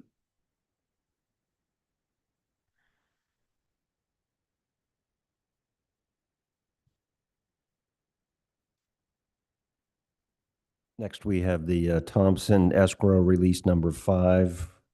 consideration to reduce the secured funds in the amount of $197,169.63. Is there a motion to approve such reduction? Make a motion to approve the reduction. I'll second. All in favor? Aye. Any opposed? Nope. Thank you. Next, we have the Route 7 line of sight grading project. Chris, do you want to comment on that? Yeah, Mike's not here tonight as our Director of Parks and Open Space, so I'll just be quickly going over this. But if you remember, the gateway entrance off of Route 7 into the park is of the three, I guess this was back during the master planning session when the YSM study kind of showed potential throughput into the park. It had one coming theoretically through the White Clay Point potential property at the time. Route 41 is kind of the quote unquote ideal. I think the rear axis off of Reynolds. This is from a traffic safety and capacity kind of perspective. So Bowman's analysis for this. Reynolds Road was the second, and then Route 7 was the worst of the three. And that's because of the curvature of the road, line of sight. If you're having experience coming out of St. Anthony's looking left northbound, as well as you're coming from the south to turn left in St. Anthony's and trying to expect traffic coming from the northbound, it's very tough to see and make that judgment call and timing to get it safely into the park. So what this does is on the eastern side of Route 7, just does a regrading of the roadway on that, I think it's like a 5.5 acre parcel is the most of it, as well as some remnant parcel on the, I think it's the Chance property just to the south of it. And it just eats into the roadway there along a PennDOT road to improve the line of sight distance there. So you can better turn with better visual cues looking in the directions that you're looking in. So with this, the township had an existing former grant from DCED that was going to be invested into doing what we were doing back in, I guess, the early 23, which was a restoration project within the park. And of course, we did that kind of recalculation of all the costs associated with the master plan at the time, and it was astronomically kind of high. And so the goal was to pause kind of the existing implementation, or the implementation at the time of the overall plan, because it was non-feasible based off of what we could commit funding to, and then repurpose some of the grants that we got. And the DCD grant was able to repurpose it into this project as a project match. And the other part is coming from open space funds. So this is another one where it's a holistically funded by a grant and open space dollars for an open space initiative project for implementation of the park. So it's not coming from general fund, it's not coming from capital fund. And it was just based off a bunch of different scope changes over the last few years to address the immediate impact stuff, which is always going to be safety of public accessibility into township facilities, in this case, St. Anthony's, now New Garden Hills. So that's what this project does. Once approved, moving forward, I believe there needs to be one more check valve addressed with the final bid awardee renewing like a certificate with PennDOT as a, I guess like a FY25 renewed registered vendor, and then they can move forward because this is a PennDOT road. So the motion would be to recommend for approval pending final review by Bowman. If that ends up not happening, we wouldn't move forward with it. We would come back again with an update from a PennDOT reviewed bidder. But all the presentation materials are inside the packet for your consideration. And if you have any questions. I think this is a good thing. It improves safety. It improves our access. I'll make the motion that we approve the amount not to exceed $126,061. All in favor? Aye. Any opposed? Thank you. Next, we have the truck traffic vehicle restriction analysis. I guess, Chris, can you elaborate on what we're doing here and what we're not doing? Yes, I'm just going to pull up the agenda item here shortly. So this came forward from just discussions with residents, with prior board discussions about paving, just essentially about the impact of commercial vehicles and how they traverse the township and the impact that that has on the community. And it isn't to say this is coming out of nowhere. The township already has an existing ordinance that restricts truck vehicles, and it's within the areas that create the most part, the most amount of trucks, which is here along Star Road, along Pengreen, along Ellicott Road. And that's one where, you know, it makes sense to not have restrictions in these areas because that's where the bulk majority of truck traffic is generated in the township. But it's in other arterial roads, township arterial roads such as New Garden Road, to a lesser extent Hillendale, Scarlett. There are some aspects of Chambers Road to the south of the cold storage facilities in Thompson Road. There aren't necessarily ones that's seen as heavy truck generators within that kind of internal area, and keep the kind of primary traffic along the major commercial corridors, Baltimore Pike, Newark Road, and Route 41. And the issue today is, and this is with conference with the Southern Chester County Regional Police, you know, that's not happening. People aren't abiding by the signs. They're just kind of driving everywhere. And that's based off of the fact that there's an inconsistent truck ordinance and an inconsistent truck signage that has one kind of unifying, we'll call them enforcement measure. The recommendation from PD was to base it off of weight. Final weight hasn't been identified here, but we're at the infancy of the overall ordinance review process. This is just the report as summarized by Bowman saying these roads have a justifiable restriction, which again, New Garden, Hillendale, Scarlett, Thompson, Chambers to the south of the railroad tracks. And the reasons for why are inadequate capacity on those roads to handle those heavy trucks from the kind of community-wise. It's when they even go on the kind of township-owned roads that say if they go on to New Garden, it even worsens. People go off of New Garden. We even had the most recent impact of a heavy truck going through Daniels Drive just to kind of marry up to the intersection going into Scotts. I think it's because people's GPS kind of send them anywhere, and they go with that and not knowing that it's a restricted lane. So this was the way to align the ordinance with the intentions to keep large-scale commercial trucks off of the more residential areas internal to the township.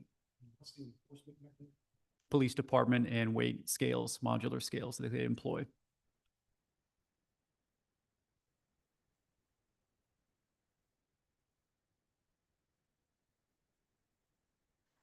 Any other questions from the board? Can we look at doing regional cooperation with the other areas? It sounds like it's mostly confined within the areas around Tuff-Kenneman that are pretty.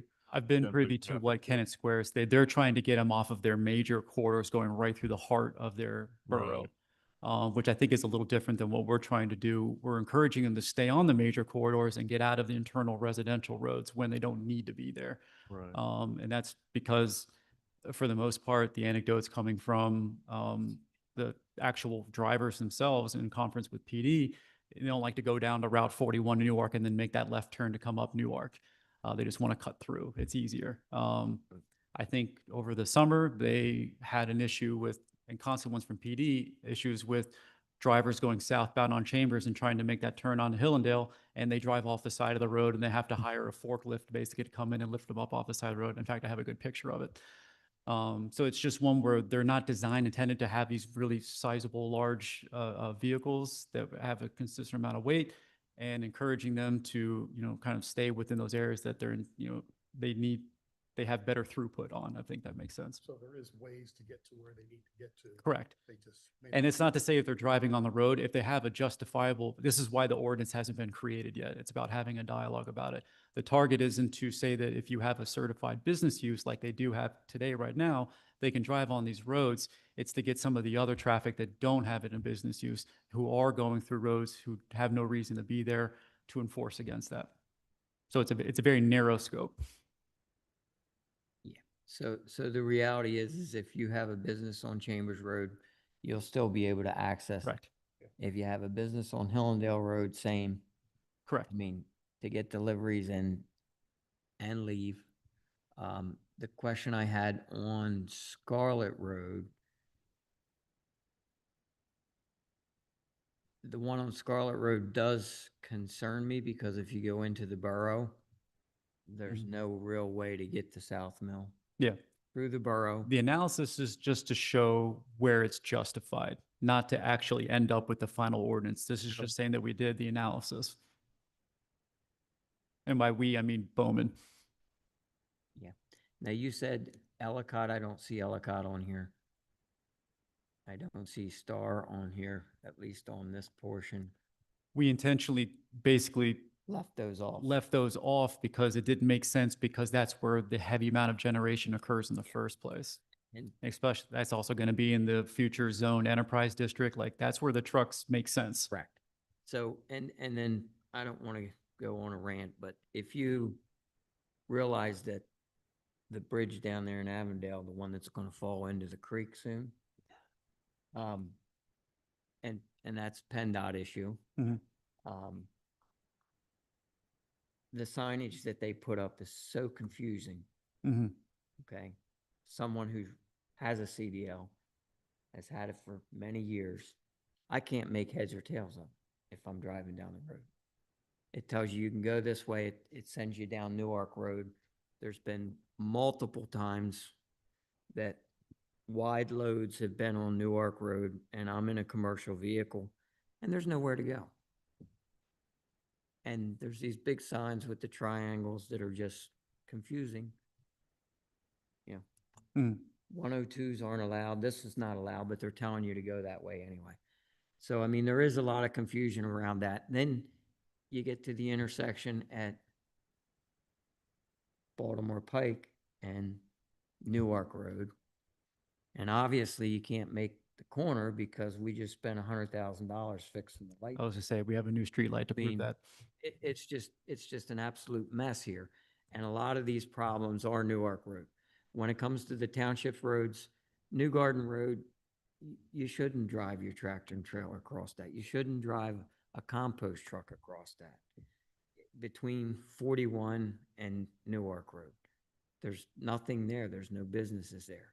That's justified in my mind. So how do we get to that point? I mean, we're just going to move to advertise the broad list this evening? It would be scoping it based off of the board's inputs. And then we would come back with a potential draft. This is, the analysis was driven by inputs from Bowman Engineering based off of that kind of really specific PennDOT sanctioned traffic analysis that has to be performed to provide justification. PD, because they're the ones out enforcing it and providing inputs on what the issues that they see day in and day out and their limitations of what they can enforce based off this kind of the statutes that are in place today. And Public Works as well, because they're the ones working on these roads and have a kind of an intimate understanding of the kind of the amount of maintenance that goes into making sure they're conditioned for it as well. So that aside, board is more where the legislation and the policy comes in. So with these recommendations, the board would need to kind of have a deliberation on what you would want to see as a fruition of this, knowing that you have four, or I can't remember, was it 4 or 5 justified roads to provide restrictions on. Yeah. And then how you would want the township to kind of guide more input about it potentially. And there's only one road on here that has a condition that says good. Every other one has poor conditions. So again, Our survey backs that up as well.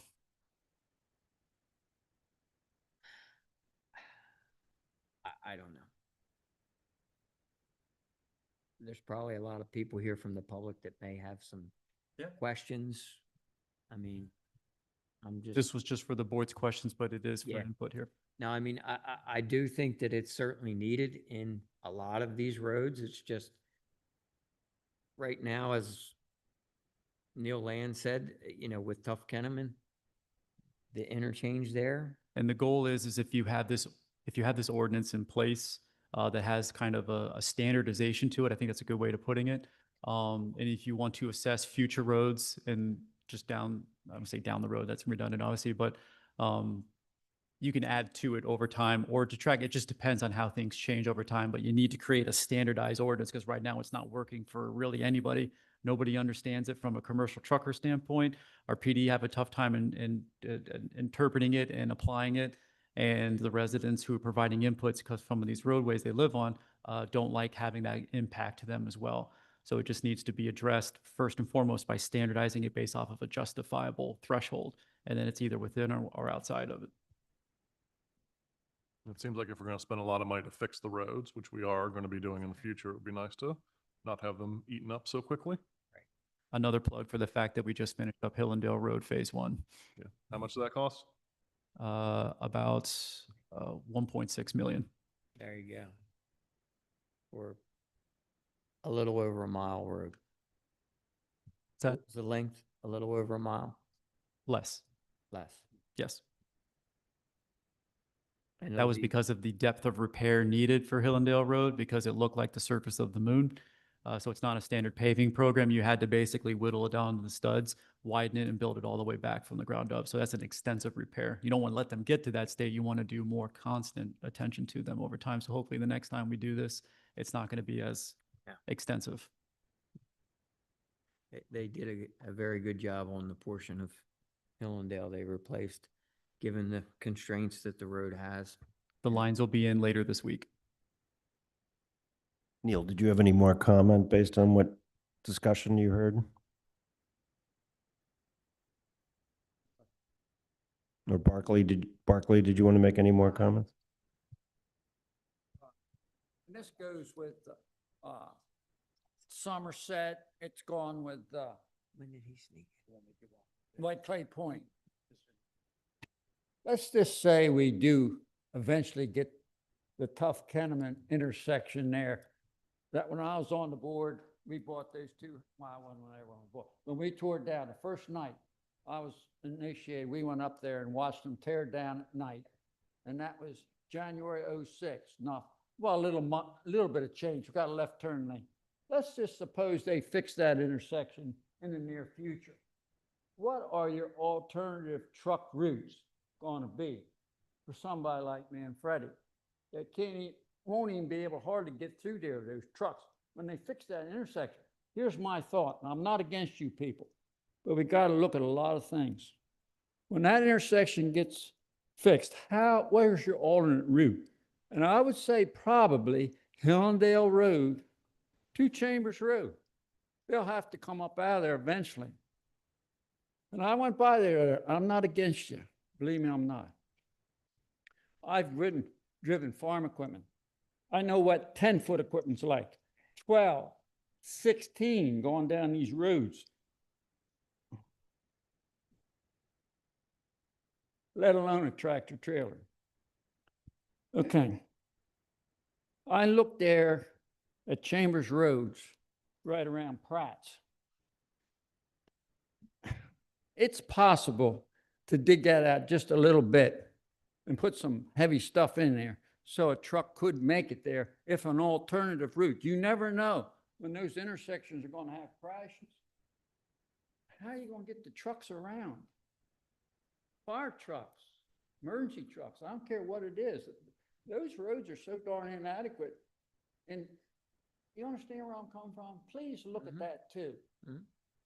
It might not hurt to make it so on an alternative route, if emergencies happen, you're going to have to get these things through. Well, unfortunately, PennDOT doesn't even have a real detour route. Yeah, When something happens to the bridge in Avondale. Too much going here. What happens then? And I'm not against, hey, cut through. Here's another thing with Somerset, just while I'm here. I was talking to Bernie McKay. He was on the planning commission. He's thinking about getting Newark Road fixed up when they do fix up around where this is going to happen, 10-1. You see what I'm trying to say? Try to get this coordinated a little bit so the flow halfway, we get it better. We got to be thinking of alternatives before we really, you see where I'm coming from? Thank you for listening to me. I appreciate all of you. Really do. Thank you. Just for another input on the Baltimore Pike Newark Road intersection, I requested that Steve Giampolo, who's one of the representatives of the Bowman Engineering Group, which is the contract engineer for the project, to come in and speak at a fall meeting when they finalize, I think it's the stormwater portion of their design and engineering, which is going to do a lot of retrofitting of infrastructure in Tough Kenneman, to come into a public meeting here just to make a full presentation on that, which is still planned for a 2-year build out construction from 27 to 29. So next year, continuing forward with planned permitting. PennDOT's made at least an alert that they're going to provide public meetings here coming up as well. So stay tuned. When we know more, we'll get those kind of out so people can attend them. I think they're going to be virtual. And just the project is moving forward. It's not kind of a theoretical. End date is now 29. It's always been 29. based off of when they complete design and engineering. And that design and engineering, to my understanding, is now complete. Ron, do you want to go next? And then Neil, you'll go after Ron. On G. Hillendale Road. I moved on Hillendale 20 years ago, so you can imagine the traffic changes I've seen. From what I understand you're saying, and I may be confused, but if a truck has a legitimate reason to be on the road, this doesn't apply to them. Is that correct? Yeah, and the reason would be if there's a business on that road to access their business. What I'm thinking of is, right off the bat, is Manfredi's. They're at the corner there, and you're going to go south of the track, so that is fine. But you've got Hillendale Compost there and what have you. So those people wouldn't have an issue with this because they're allowed to be there. No. Okay, the other one was just a statement. I live near Scarlet. When a large truck is making a left turn from Hillendale on the Scarlet, I can watch the traffic back up as far as I could see, which is down close to Thompson. So that is a real issue, but I just want to make sure that the people who have a legitimate reason to be there won't be affected by this. Mhm. Otherwise, I absolutely support it.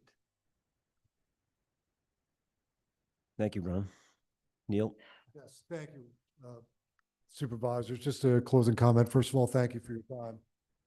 We understand what you're trying to do. We understand that there are situations in the township where, you know, for security, for safety, for the, because of the conditions of the road, that this might be appropriate at some point. But what I see here, and certainly what my client sees here, is something that is bigger than just New Garden Township. You've got several other municipalities around with very limited state roads that would be proper accesses for trucks, including my client's trucks. It seems to me, certainly, I won't put this on my clients, that this seems to be a bit rushed if what your agenda is asking for you to authorize the advertisement of an ordinance already. It also seems to me that if you want this ordinance to be right for everybody here in the township, maybe you ought to pause things and engage some of your local businesses about what their concerns are, what would be a problem for them and their employees. That to me seems like a step that you as elected officials would want to hear from. I mean, these folks are paying township residents as well. In fact, that nice intersection at Chambers and Old Baltimore Pike, these people paid for it. They paid for the whole thing. Steve's nodding his head. He knows. You have somebody here in your township, and I suggest they're not alone, who want to be in this township and are people you should engage for these discussions. I also may humbly suggest that what you're looking at now, if you push it through based on what I see in this report, this wouldn't have stopped that truck from going down Daniels Drive. That truck was still going to go there, right? That's not even addressed here. So to use something like that as an example for some sort of emergency situation, I suggest might be selling your constituents short. Again, this is a big issue. This is an issue they've been talking about for years. They were talking about issues like this when I was working with your township as solicitor 10, 15 years ago. My clients would like some thought put into this. They would like to be engaged in the process, and they want something that's going to work best for anybody, for everybody. It's not going to damage them or how many employees y'all got? 400? 225 employees, many of which live here in the township. But thank you all for your time today.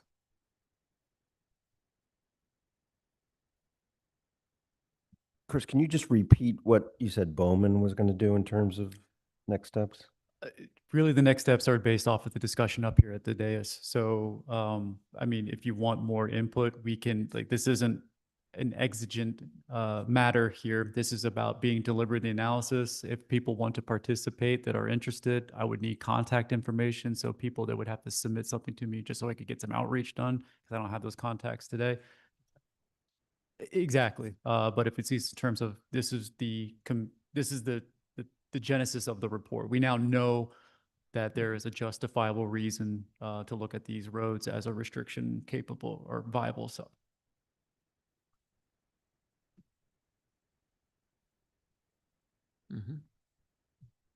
Anyone else? So Troy, you're suggesting we not move forward with this? no, there's more questions here. Yeah. Don? I'd like to say that several things happen in this township that I have experienced seldom in any other location. That's coming into an intersection, finding a 53-foot trailer and having to back up 40 yards to let them around. Second, the maintenance costs on these roads zooms when you let loaded trucks over them with 80,000 pounds aboard. And those roads are not designed to take these trucks.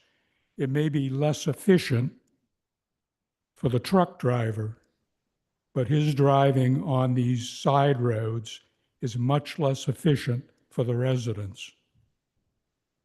Thank you.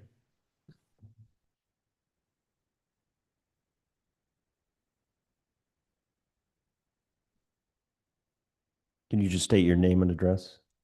Chris Lafferty, 516, 519 Hillendale Road. I own a business on Hillendale Road, Pete Moss operation. Tractor trailers come on Hillendale Road, have been for 15 years. I'm a little concerned that the signage, I was looking to that and I look at it every day. The signage turning right off of Hillendale or off of Newark onto Hillendale has prohibited anything over 42 feet. Which does make it confusing. Every truck driver that comes in from primarily from Canada, comes in, they call me directly to my cell phone and say, hey, not allowed on the road, local deliveries only. I would appreciate it at some point if it did say exceptions for local deliveries. It's about 10 trail loads a week that are coming on Hillendale Road. So for what that's worth, I do have a concern though, as to the traffic studies that were done. Where is the I don't want to say proof, but information that dictates as to which trucks were essential or non-essential or for local deliveries there? Was there any information that whoever did the study that actually? The study was about the condition of the roads, not necessarily the amount of trucks and the types of trucks going on them. I read today, I believe I read today that there was in that report that there were trucks on the road that didn't necessarily have to be there. I didn't know if there is some number that quantifies that as to who is using Hillendale to Chambers, whether it's from Freddie, wherever they're going. Is there a quantified number of trucks that I'm on Hillendale every day? I don't see that many there, and I'm not knocking the study or anything. And Newark and Hillendale Road looks spectacular now up to Stenson's or Thompson, almost to Thompson. And anyway, I'm concerned for my own business and for anybody else that's out there. I don't want the roads torn up either, myself. But I do need access to the business that I own. I have 90 employees. Not all New Garden Township residents, some, but everybody's coming through and everybody is contributing their taxes. So anyway, the signage there would help because I do have guys going past Hillendale to go to the intersection at Baltimore Pike. They can't turn right. Then they're coming down Chambers. Then they're turning left off of Chambers onto Hillendale. That signage there could help. So, thank you. Thank you.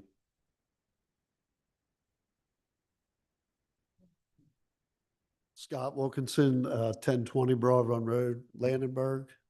I was probably the guy that made that guy back up because I spend a lot of time on the road myself.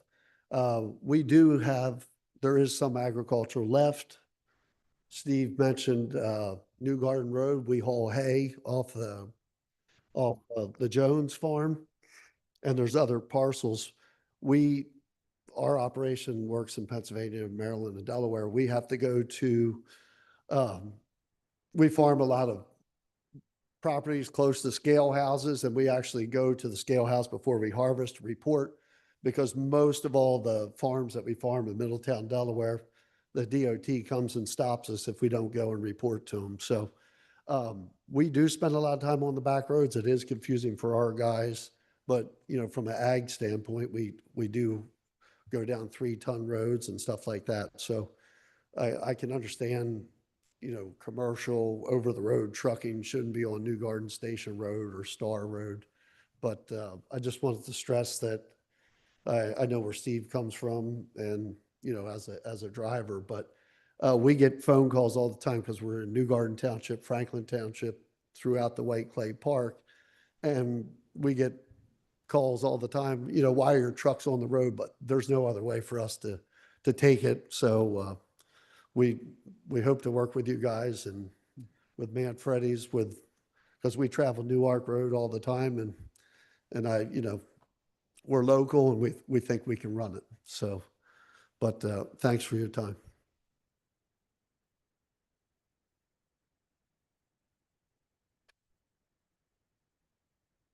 Thank you very much. I just wanted to clarify something. I'm not sure if you're aware, when you hear an 80,000-pound truck, did you know a truck can be overweight at 70,000 pounds? Probably not.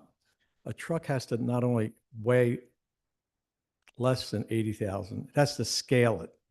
So a dump truck can be overweight.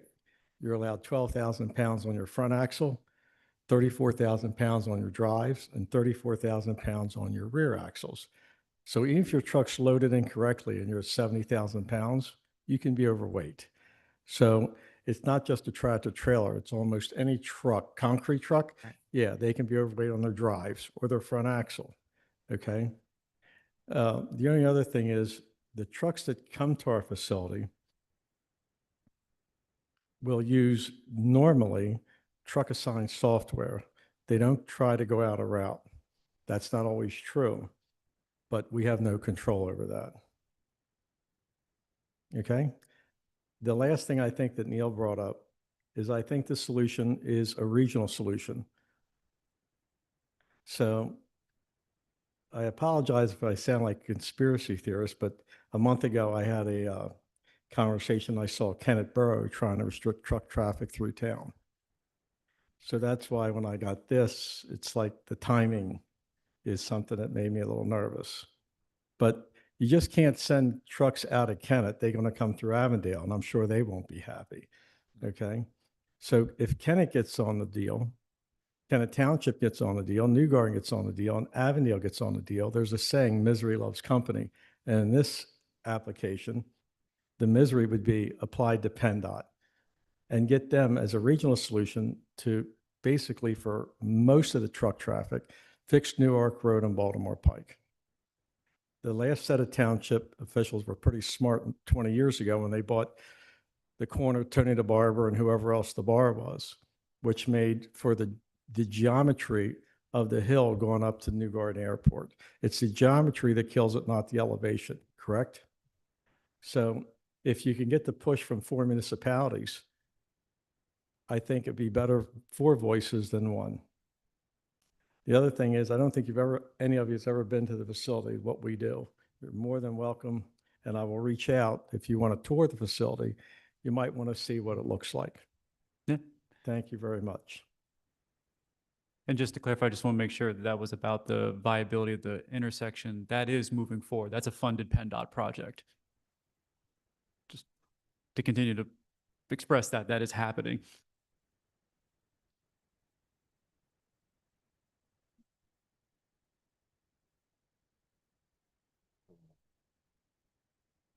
No votes needed tonight. If you choose not to, we can move forward with some more engagement and get some more feedback. Like I said, this has been about a staff condition report, so we'll make sure that PD is there, Public Works is there, and our engineers were viable to be there as well, just to continue to get more feedback. But in terms of continuation, are you still interested in continuing the ordinance, but just with more inputs? I guess that's probably a better way to look at it. Yeah, I think that's accurate. I think that's the right way to go. The issue with the sign, that's something we can get taken care of. Yeah. Well, right now the signs can be looked at by our Public Works team. They actually create the signs themselves in terms of like the level of restrictions and stuff. Yeah, we'll look into that. Some of those signs are PennDOT signs. That's the other thing too. If they're posted on PennDOT roads, they're PennDOT signs. So if they're on Newark Road as you're going towards Hillendale prior to turning onto it, It just depends. And so the ownership of the roadway has a lot to do with the signage on those roadways in and of itself. Just want to make sure that's put out there. And if any businesses have any concerns on access, any ideas, please email Chris, email me, and we'll sort of compile them, get the thought process work. Because I don't think, the goal here is to protect our roads, our infrastructure.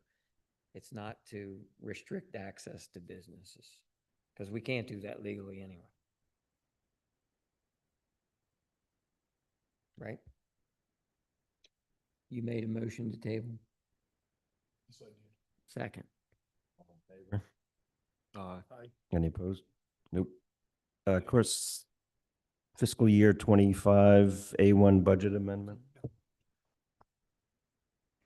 We'll keep it. Oh, good job, Ted.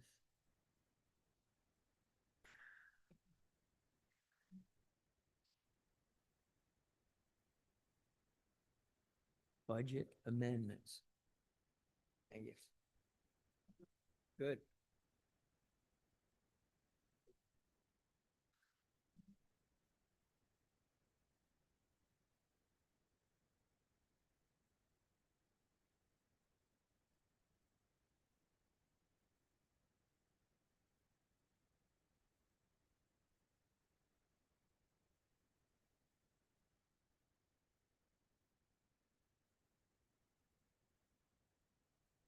I should say the word budget every week. Why is that?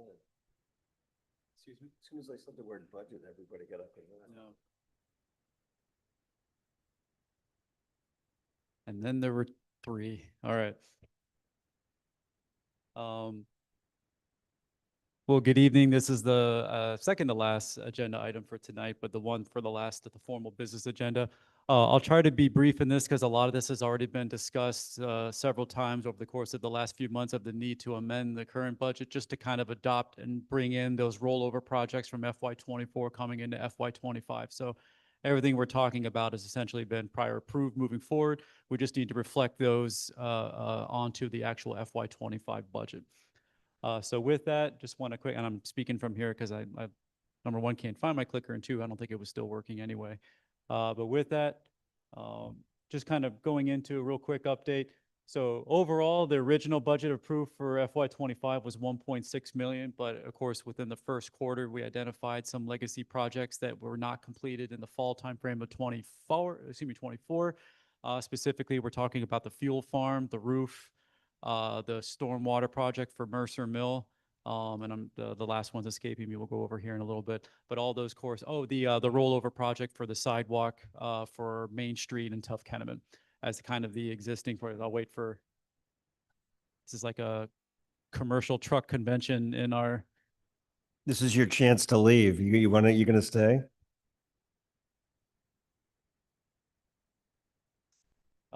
So with that, just wanted to reflect the generative amount of updated interest that was essentially non-used from 24. It's rolling over in the 25 budget, and the total amount of generative interest that was not used, as well as, not utilized in 24 that needs to be used in 25 is one thing, but then also there is surplus interest that essentially just goes back into our capital fund position as well, because some of the 24 initiatives that were completed came in under, like last year's paving program came in a few $100,000 less, as well as some updates about the cost of the projects. The roof project was less. So those numbers kind of add up to the overall amount of unutilized rollover FY24 surplus being utilized in FY25. So this is overall what you're going to essentially be looking at to approve tonight. It's just the update from 1.2 million and change to about 2.7 million change, and kind of what that entails. And it's just making sure that you'll see here about 1 million of those funds are for the rollover projects that was already discussed back in May. And the 500,000 is going to be essentially the surplus from interest that's going to go back into replenishing our capital fund. So overall, there's your kind of primary decreases just in terms of revenues because of all the surplus and kind of where we were at. Oh, there it is. I forgot everybody was having playing laser tag with each other earlier on. Still doesn't work. All right. So overall, the net reduction decrease is essentially just us not needing to use our own cash. That's because the rollover interest kind of takes away that need for that extra 77. That was more of a balancing measure, if you will, in the capital fund. And then the primary increases, you're increasing it by the need of all of that interest income. You have to kind of push that onto your budget. The rest of the remnant amounts of our ARPA funding, which is now completely exhausted and has been completely exhausted as of reported in ARPA for 2024. And then, of course, we got a nominal PICO grant that went to the stream armoring and repair project down here at New Garden Park, which was completed in FY24. The grant revenue didn't come in until this year. Force I have it. All right. So with that, the rollover, the 1.07 amount was consistent with what we talked about in May in terms of recognizing the need for those initiatives. That's the rundown of the projects. FY25 updates, essentially, remember if that 1.5, that's the amount that kind of rolls back into cash. So an expenditure is a transfer to cash for your capital fund balance. And then the overall decreases was just some scope changes based off of projects that shifting initiatives were allowing us to kind of take prior adopted capital budget and then shift it into maybe other matters that were more pertinent and actually lesser costs overall. So these were just some of the things that impacted some of the public works and parks and open space equipment purchases. It's very difficult to not only nail these down in year because the ordering lead times for these vehicles are substantive. So you can have a quote placed, but you won't get the order filled for another 13, 15, 18 months after the fact. So to have it as an in-year budget, you're almost saying, yes, this is going to be discussed and approved today. We'll get it 18 months from now, especially when it gets larger, more complex with more attachments to it. So primarily right now, the goal was for parks and public works to request 3 pieces of equipment per and finance those into rolled financing terms over the course of 5 years of financing, just to kind of lower the in-year amount cost per year, but then get these equipment measures met based off of one, Public Works had an exhaustive need to update some of these other kind of, we'll call them remnant legacy pieces of equipment, and the uptick in parks maintenance demand based off of the fact that the township bought an extra 350 some odd acres of property. They got a lot more stuff to do now, as well as staffing support to do it as well. They're not necessarily just doing cleanups. They're basically a full-scale parks dedicated public works team, if you want to think of them like that. And of course, for parks and open space equipment purchases, it's not necessarily completely out of the capital fund. We do charge some to open space fund. In fact, we charge the majority of it to open space fund because of the percentage amount of township park spaces that are open spaces, and the Act 32 rule is a part of that too as well. So some reductions in terms of a scope change for EOP. We've actually tapped into Chester County's larger initiative for what they're doing right now, which is implementation of a hazard mitigation plan update. What we're going to do is we're going to glean off some local New Garden elements of that. But right now, it also kind of makes sense that with the potential shift in merging West Grove and Avondale fire companies, that it may be a more long-term need for emergency management functions would kind of operate out of that potential merge solution with potential staffing support in that. So not necessarily New Garden's sanctioned kind of our own internal program, we would tap into that as well. So that allows us to kind of move away from having to do everything in-house. We can kind of push it in that direction, as well as community development software. After a lot of exhaustive conversations, I want to give props to our community development director, Robert Weir. He's been working pretty extensively on weekly sessions with the ERP software provider to get the level of configurations complete so they could use it more for their uses, which from a transaction standpoint, customer service wise, permitting and inspections and those types of needs are the highest amount of volume based with customers coming in to do stuff more so than any other type of transaction we have in the township. So having them be able to fully utilize our software system, which had never been really brought up to speed, is now not the case. There's still some things to consider, but it's one where we're not seeing it as this needs to be replaced with a better condition platform for them specifically. So we reduced those out of the capital plan.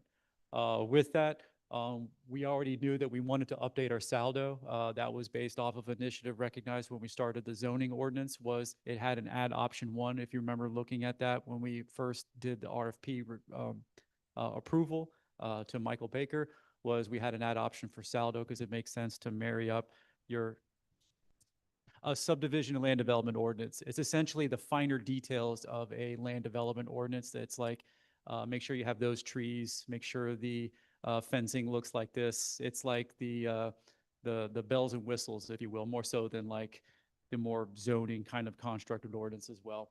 It's the very boring details that go into making a community actually look the way that it does. But that comes at a cost, and we knew that we needed to revise ours as well. And that process was approved and ongoing. We just needed to reflect that. And then the community survey was one where there was a kind of an emergent need to kind of shift that forward. And then, believe it or not, our code, our software system, right now it's through a company provider called General Code, I think it is, or E-Code. It's significantly higher cost because we're doing the ordinance updates, we're doing some of these revisions. It's significantly higher cost to update like a software update to absorb all the ordinance changes than just to replace the system in of itself. So we're just going to go with a much cheaper solution that does basically just straight ordinance provisions. And that's more of like the text-based function of the ordinance and a platform for it to sit on for all those who want to get into the nitty-gritty of it. And some of the other attachment features that we have within our existing ordinance provider, like the interactive map. We're going to leverage the GIS maps that Michael Baker's provided for us and make those live in Legacy on the township website as well. So we're still getting the same level of details and information. We're just changing the service providers behind that at a significantly lower cost. One ordinance update, let's say if you do a couple resolutions and ordinance change, like maybe some simple ones, and we want to bucket together with like 6 things that we need to update on a per update basis, those are like $7,500 to $8,000 a pop. So it's just the fact that it's written on older code and it just requires a lot more support to do iterative changes over time. This newer platform, one of the providers called MuniCode, it's a more modern software system, very capable to absorb iterative changes throughout. And it's on a larger wholesaler provider too, so they're just a bigger broker. Plus, they already have a relationship with our current website provider too, so there is some integration functions with that as well. And then just terms of emergent needs. I'm not saying that we have the latest and greatest stuff, but some of the stuff we have barely operates anymore. So it's due for a change, and it had been in the queue for I think next year, and people's just their equipment stations, they go to work and it just doesn't work anymore. And Ridge Supply Technologies, who's our IT provider, essentially nominated at least 2 laptop changes for this year, which are about, the laptops themselves are about 1,000 or so. This just kind of broke us for any kind of necessary other hardware as well. But all in all, we are losing more than we're adding into that.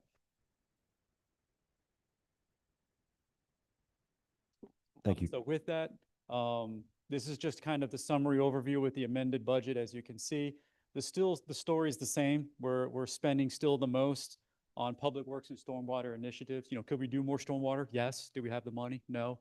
But it's one where we want to make sure that that's an identified need.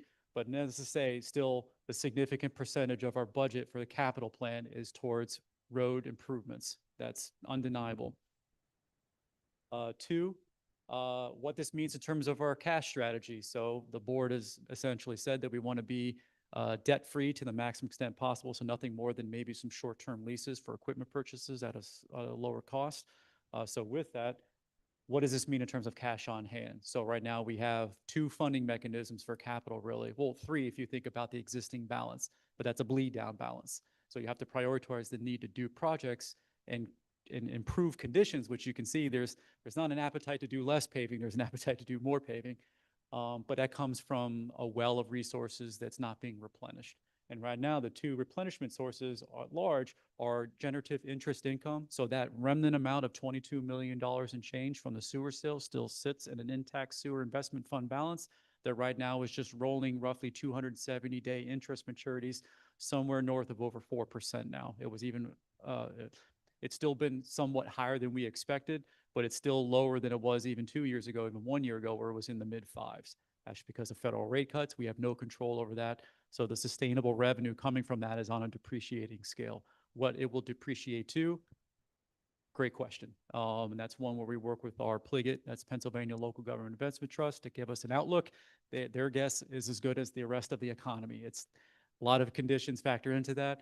But I do get updated routinely for when we might need to change our investment strategy to yield the highest amount of regenerative income from that balance to fund, for the most part, capital. So still making sure that's towards capital.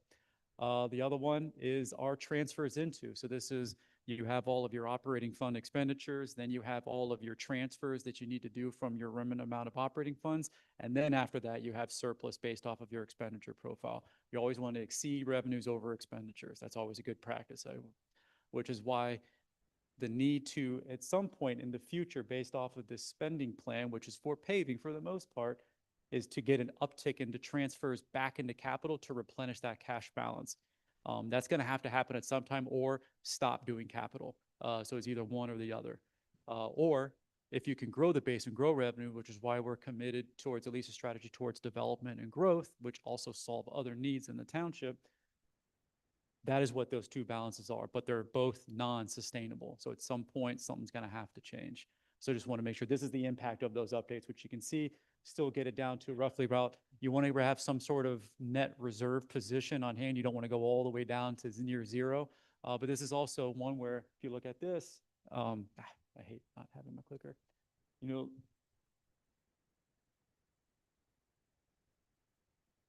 there is a diminishing scale of capital funds on hand. Now it's being replenished because we decided from a treasury standpoint, it made more sense to just take your balance and of course, last few years spend it down because you're generating all of this to go back into that capital balance, but you're still planning on using it. So every time you renew a new plan for the next year, that just chunks into that. And each time that well of resources is less. So it's just continuing to harp on the fact that we have a plan in place. It's just the math isn't ultimately going to math unless conditions change to improve revenues for capital down the road. And I like to kind of provide this as a summary view. I'm going to make sure it's also in the budget, just the kind of a net cash position.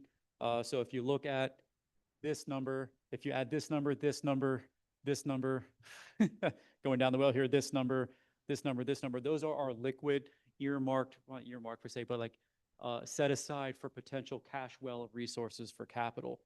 So that's where you get to this number right now as of the beginning year balance of cash available for capital. Everything else is actually pretty static for the most part. Our open space fund is just when you're not spending it on properties and you're not having an exhaustive amount for other revenues, it's growing the balance for open space. Hydrant the same. Airport, this is just here because we had a grant come in to fund the taxiway project. So that will likely go back, oh not will, it will go back down to the normal levels that we have. Yes, part of that's invested. In fact, about 1.6 million of that is invested right now.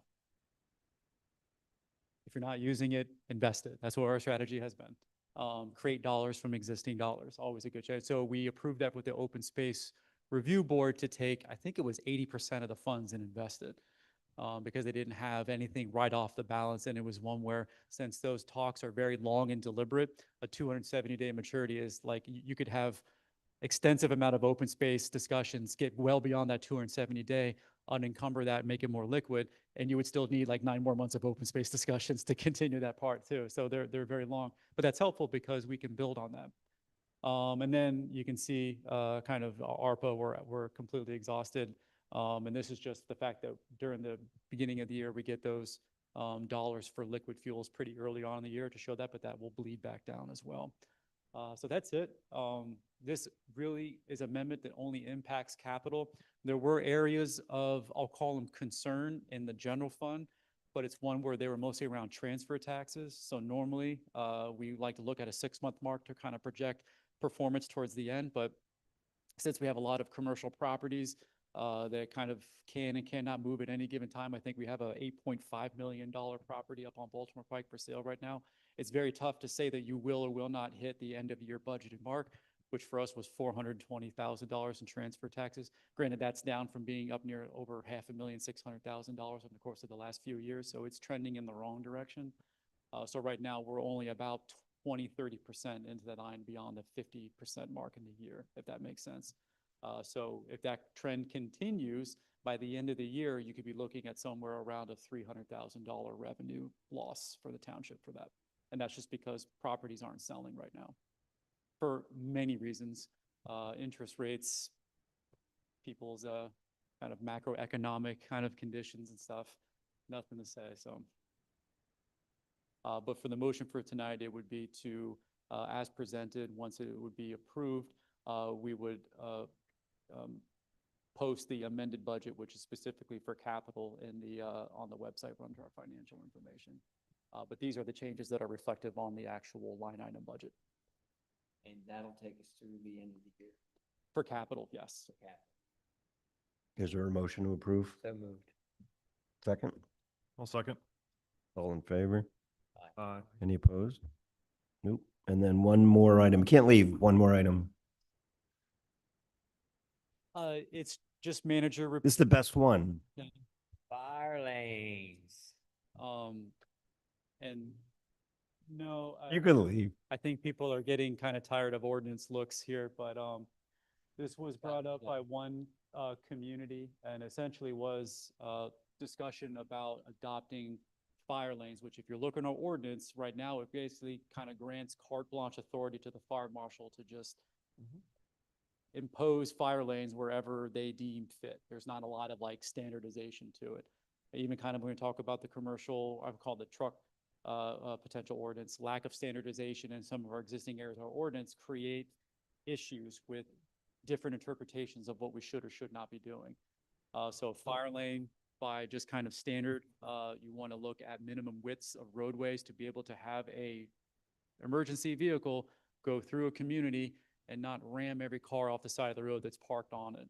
And that's kind of the reason that you have fire lanes adopted in certain areas, because you can't park on the roadways, because if a truck needs to go into that community, it's not going to impact personal property to respond. And the last thing you want in a fire emergency is kind of doing that like dip and dive and K-turns just to get through the community before the building burns down.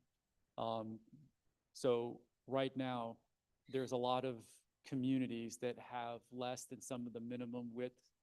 We've been talking about this even when we talked about Hartfeld, and their roads are like 18 feet. Minimum width standards are based off of, I think a minimum threshold is like 20 feet. Yep. Best practices, because there's no like kind of a national adopted standard of like a set standard. It's like 24 to 26 feet. I think 26 feet in areas that get a kind of pumper truck with a kind of 2 feet to let the hose kind of connect in front of it and charge the hose and everything. I could probably speak enough on it, but I probably have to have somebody from the fire company kind of go more into why that is. This is just a discussion that if you were to enact a kind of update that would allow for a more comprehensive approach to it, because from a staff position, I would say it doesn't make sense to do it in one community, not do it to all applicable communities in the township, and kind of what that means. And this might be kind of an opening of Pandora's box, if you will, because you're talking about essentially putting parking restrictions on the road. And there's a lot of fallout from that as well. So just right now, it's, if you don't have one that really has a minimum standard, then you have some sort of ability to say, well, there's no standard, so therefore as a township, we're kind of not really enforcing this. But if you standard one and you don't do it over here, your risk is exposed more so because you do it in one area where it applies, but you're not doing it in another area where it applies. That's more of a legal question, so I'm not going to go much further down that road as well.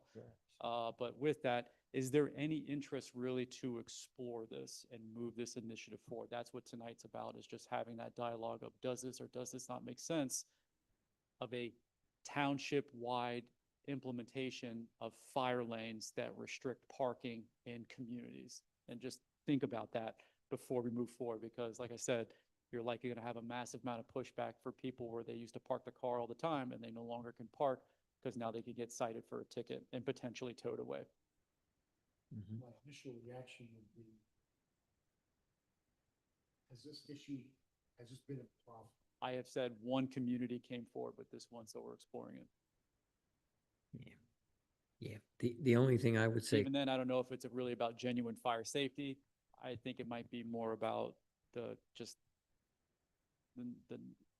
lack of really wanting to have them enforce for their own deed restricted community parking compliance measures as well, which is a possibility for them I don't to like do to as see well. a problem where none exists. yeah, Yep. exactly. The only thing, could we enact it for new developments? I mean, is that a thought or an option? Well, the When I point look of at new the, development is just to make sure that looking at that. everything is 24 feet wide. Like Right. it's adopting standards for roadways to not be 18 feet anymore. It's going forward for all roadways that get developed to make sure that they have fully viable cross sections of that's the path forward. Yeah. Especially in the higher density. If you look where the recreation was and that density with the double stacked units, Yeah. that red flag. How do you do that when you don't adopt the roads though? Start adopting the roads. Mm-mm. You'd have to start adopting the roads. Yeah, start adopting the roads. Otherwise, what else are people paying for? Any questions from the residents on this? Ron?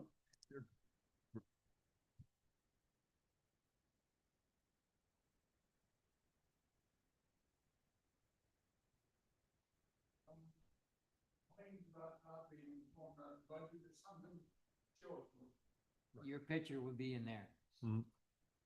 I don't know, it's here, if we could do like a wide view of the camera to kind of get, I think this is the widest one, yeah, but, there were about 60 people in here, now no one's here, so. As soon as they heard the word budget, they all left. 90 slide PowerPoint. I think we should probably consider it going forward in our higher density developments. Okay.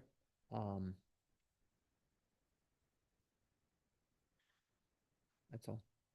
But more of like a new development, more so than existing developments. New subdivisions. Okay. How do we fix it for old developments though? Because there's been times I've visited friends in Hartfeld and I can't even get around in my regular car. I don't know what. That's the issue really is, and I would have to get more input from a legal perspective because that's really where the rubber meets the road. This is just before we expend more dollars and consulting support to do so. I would just want to say, is that really something that we want to exhaust township time to get a more kind of comprehensive answer? You'd have to widen the roads in Hartfeld, which would trigger a earth disturbance permit, which would trigger retaining more stormwater. I mean, it really is a domino effect. I mean, would they even be able to like, I mean, I assume the property line runs right up to the road, so that you have to take like You'd have 3 to- foot of each person's. I'm taking all the way up to your front porch. Usually there's easements on your property right now that Yeah. you don't really own. Right. Everyone would have to move their mailbox back. Yeah. I mean, if we were having this problem time and time again, I think Right. it'd be No. a different discussion. And then also just to confirm, like this hasn't been reported by the fire company. Like they haven't said that we have no access kind of thing, because that would be to me the triggering point of like they have constant issues of going into a community and they can't get through. It's a different scenario. Then it's a different scenario. Agreed. Everyone in Hartfeld be very careful when they're cooking.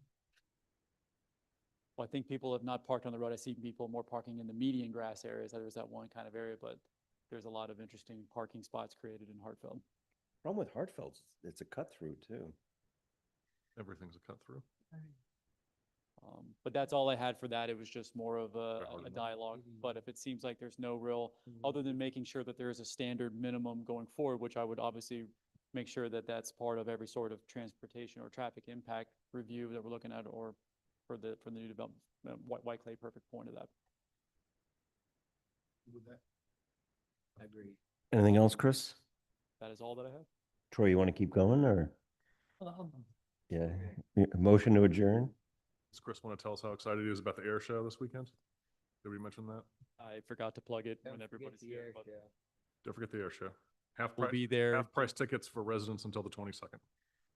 at the request of increased communications, I plan on having a station there with tabling kind of issues. Really? Staff has been helping me kind of compile stuff, so I'll be staffing the Saturday. are you going air to show. play anything? I am not going to fly anything. I'm going to fly a chair talking about issues in the township for New Garden residents and people outside the township. Chris won't fly, but I heard that Booger will show up. Township manager. Motion to adjourn? So moved. Second? Second. All in favor? Aye. Aye. Aye.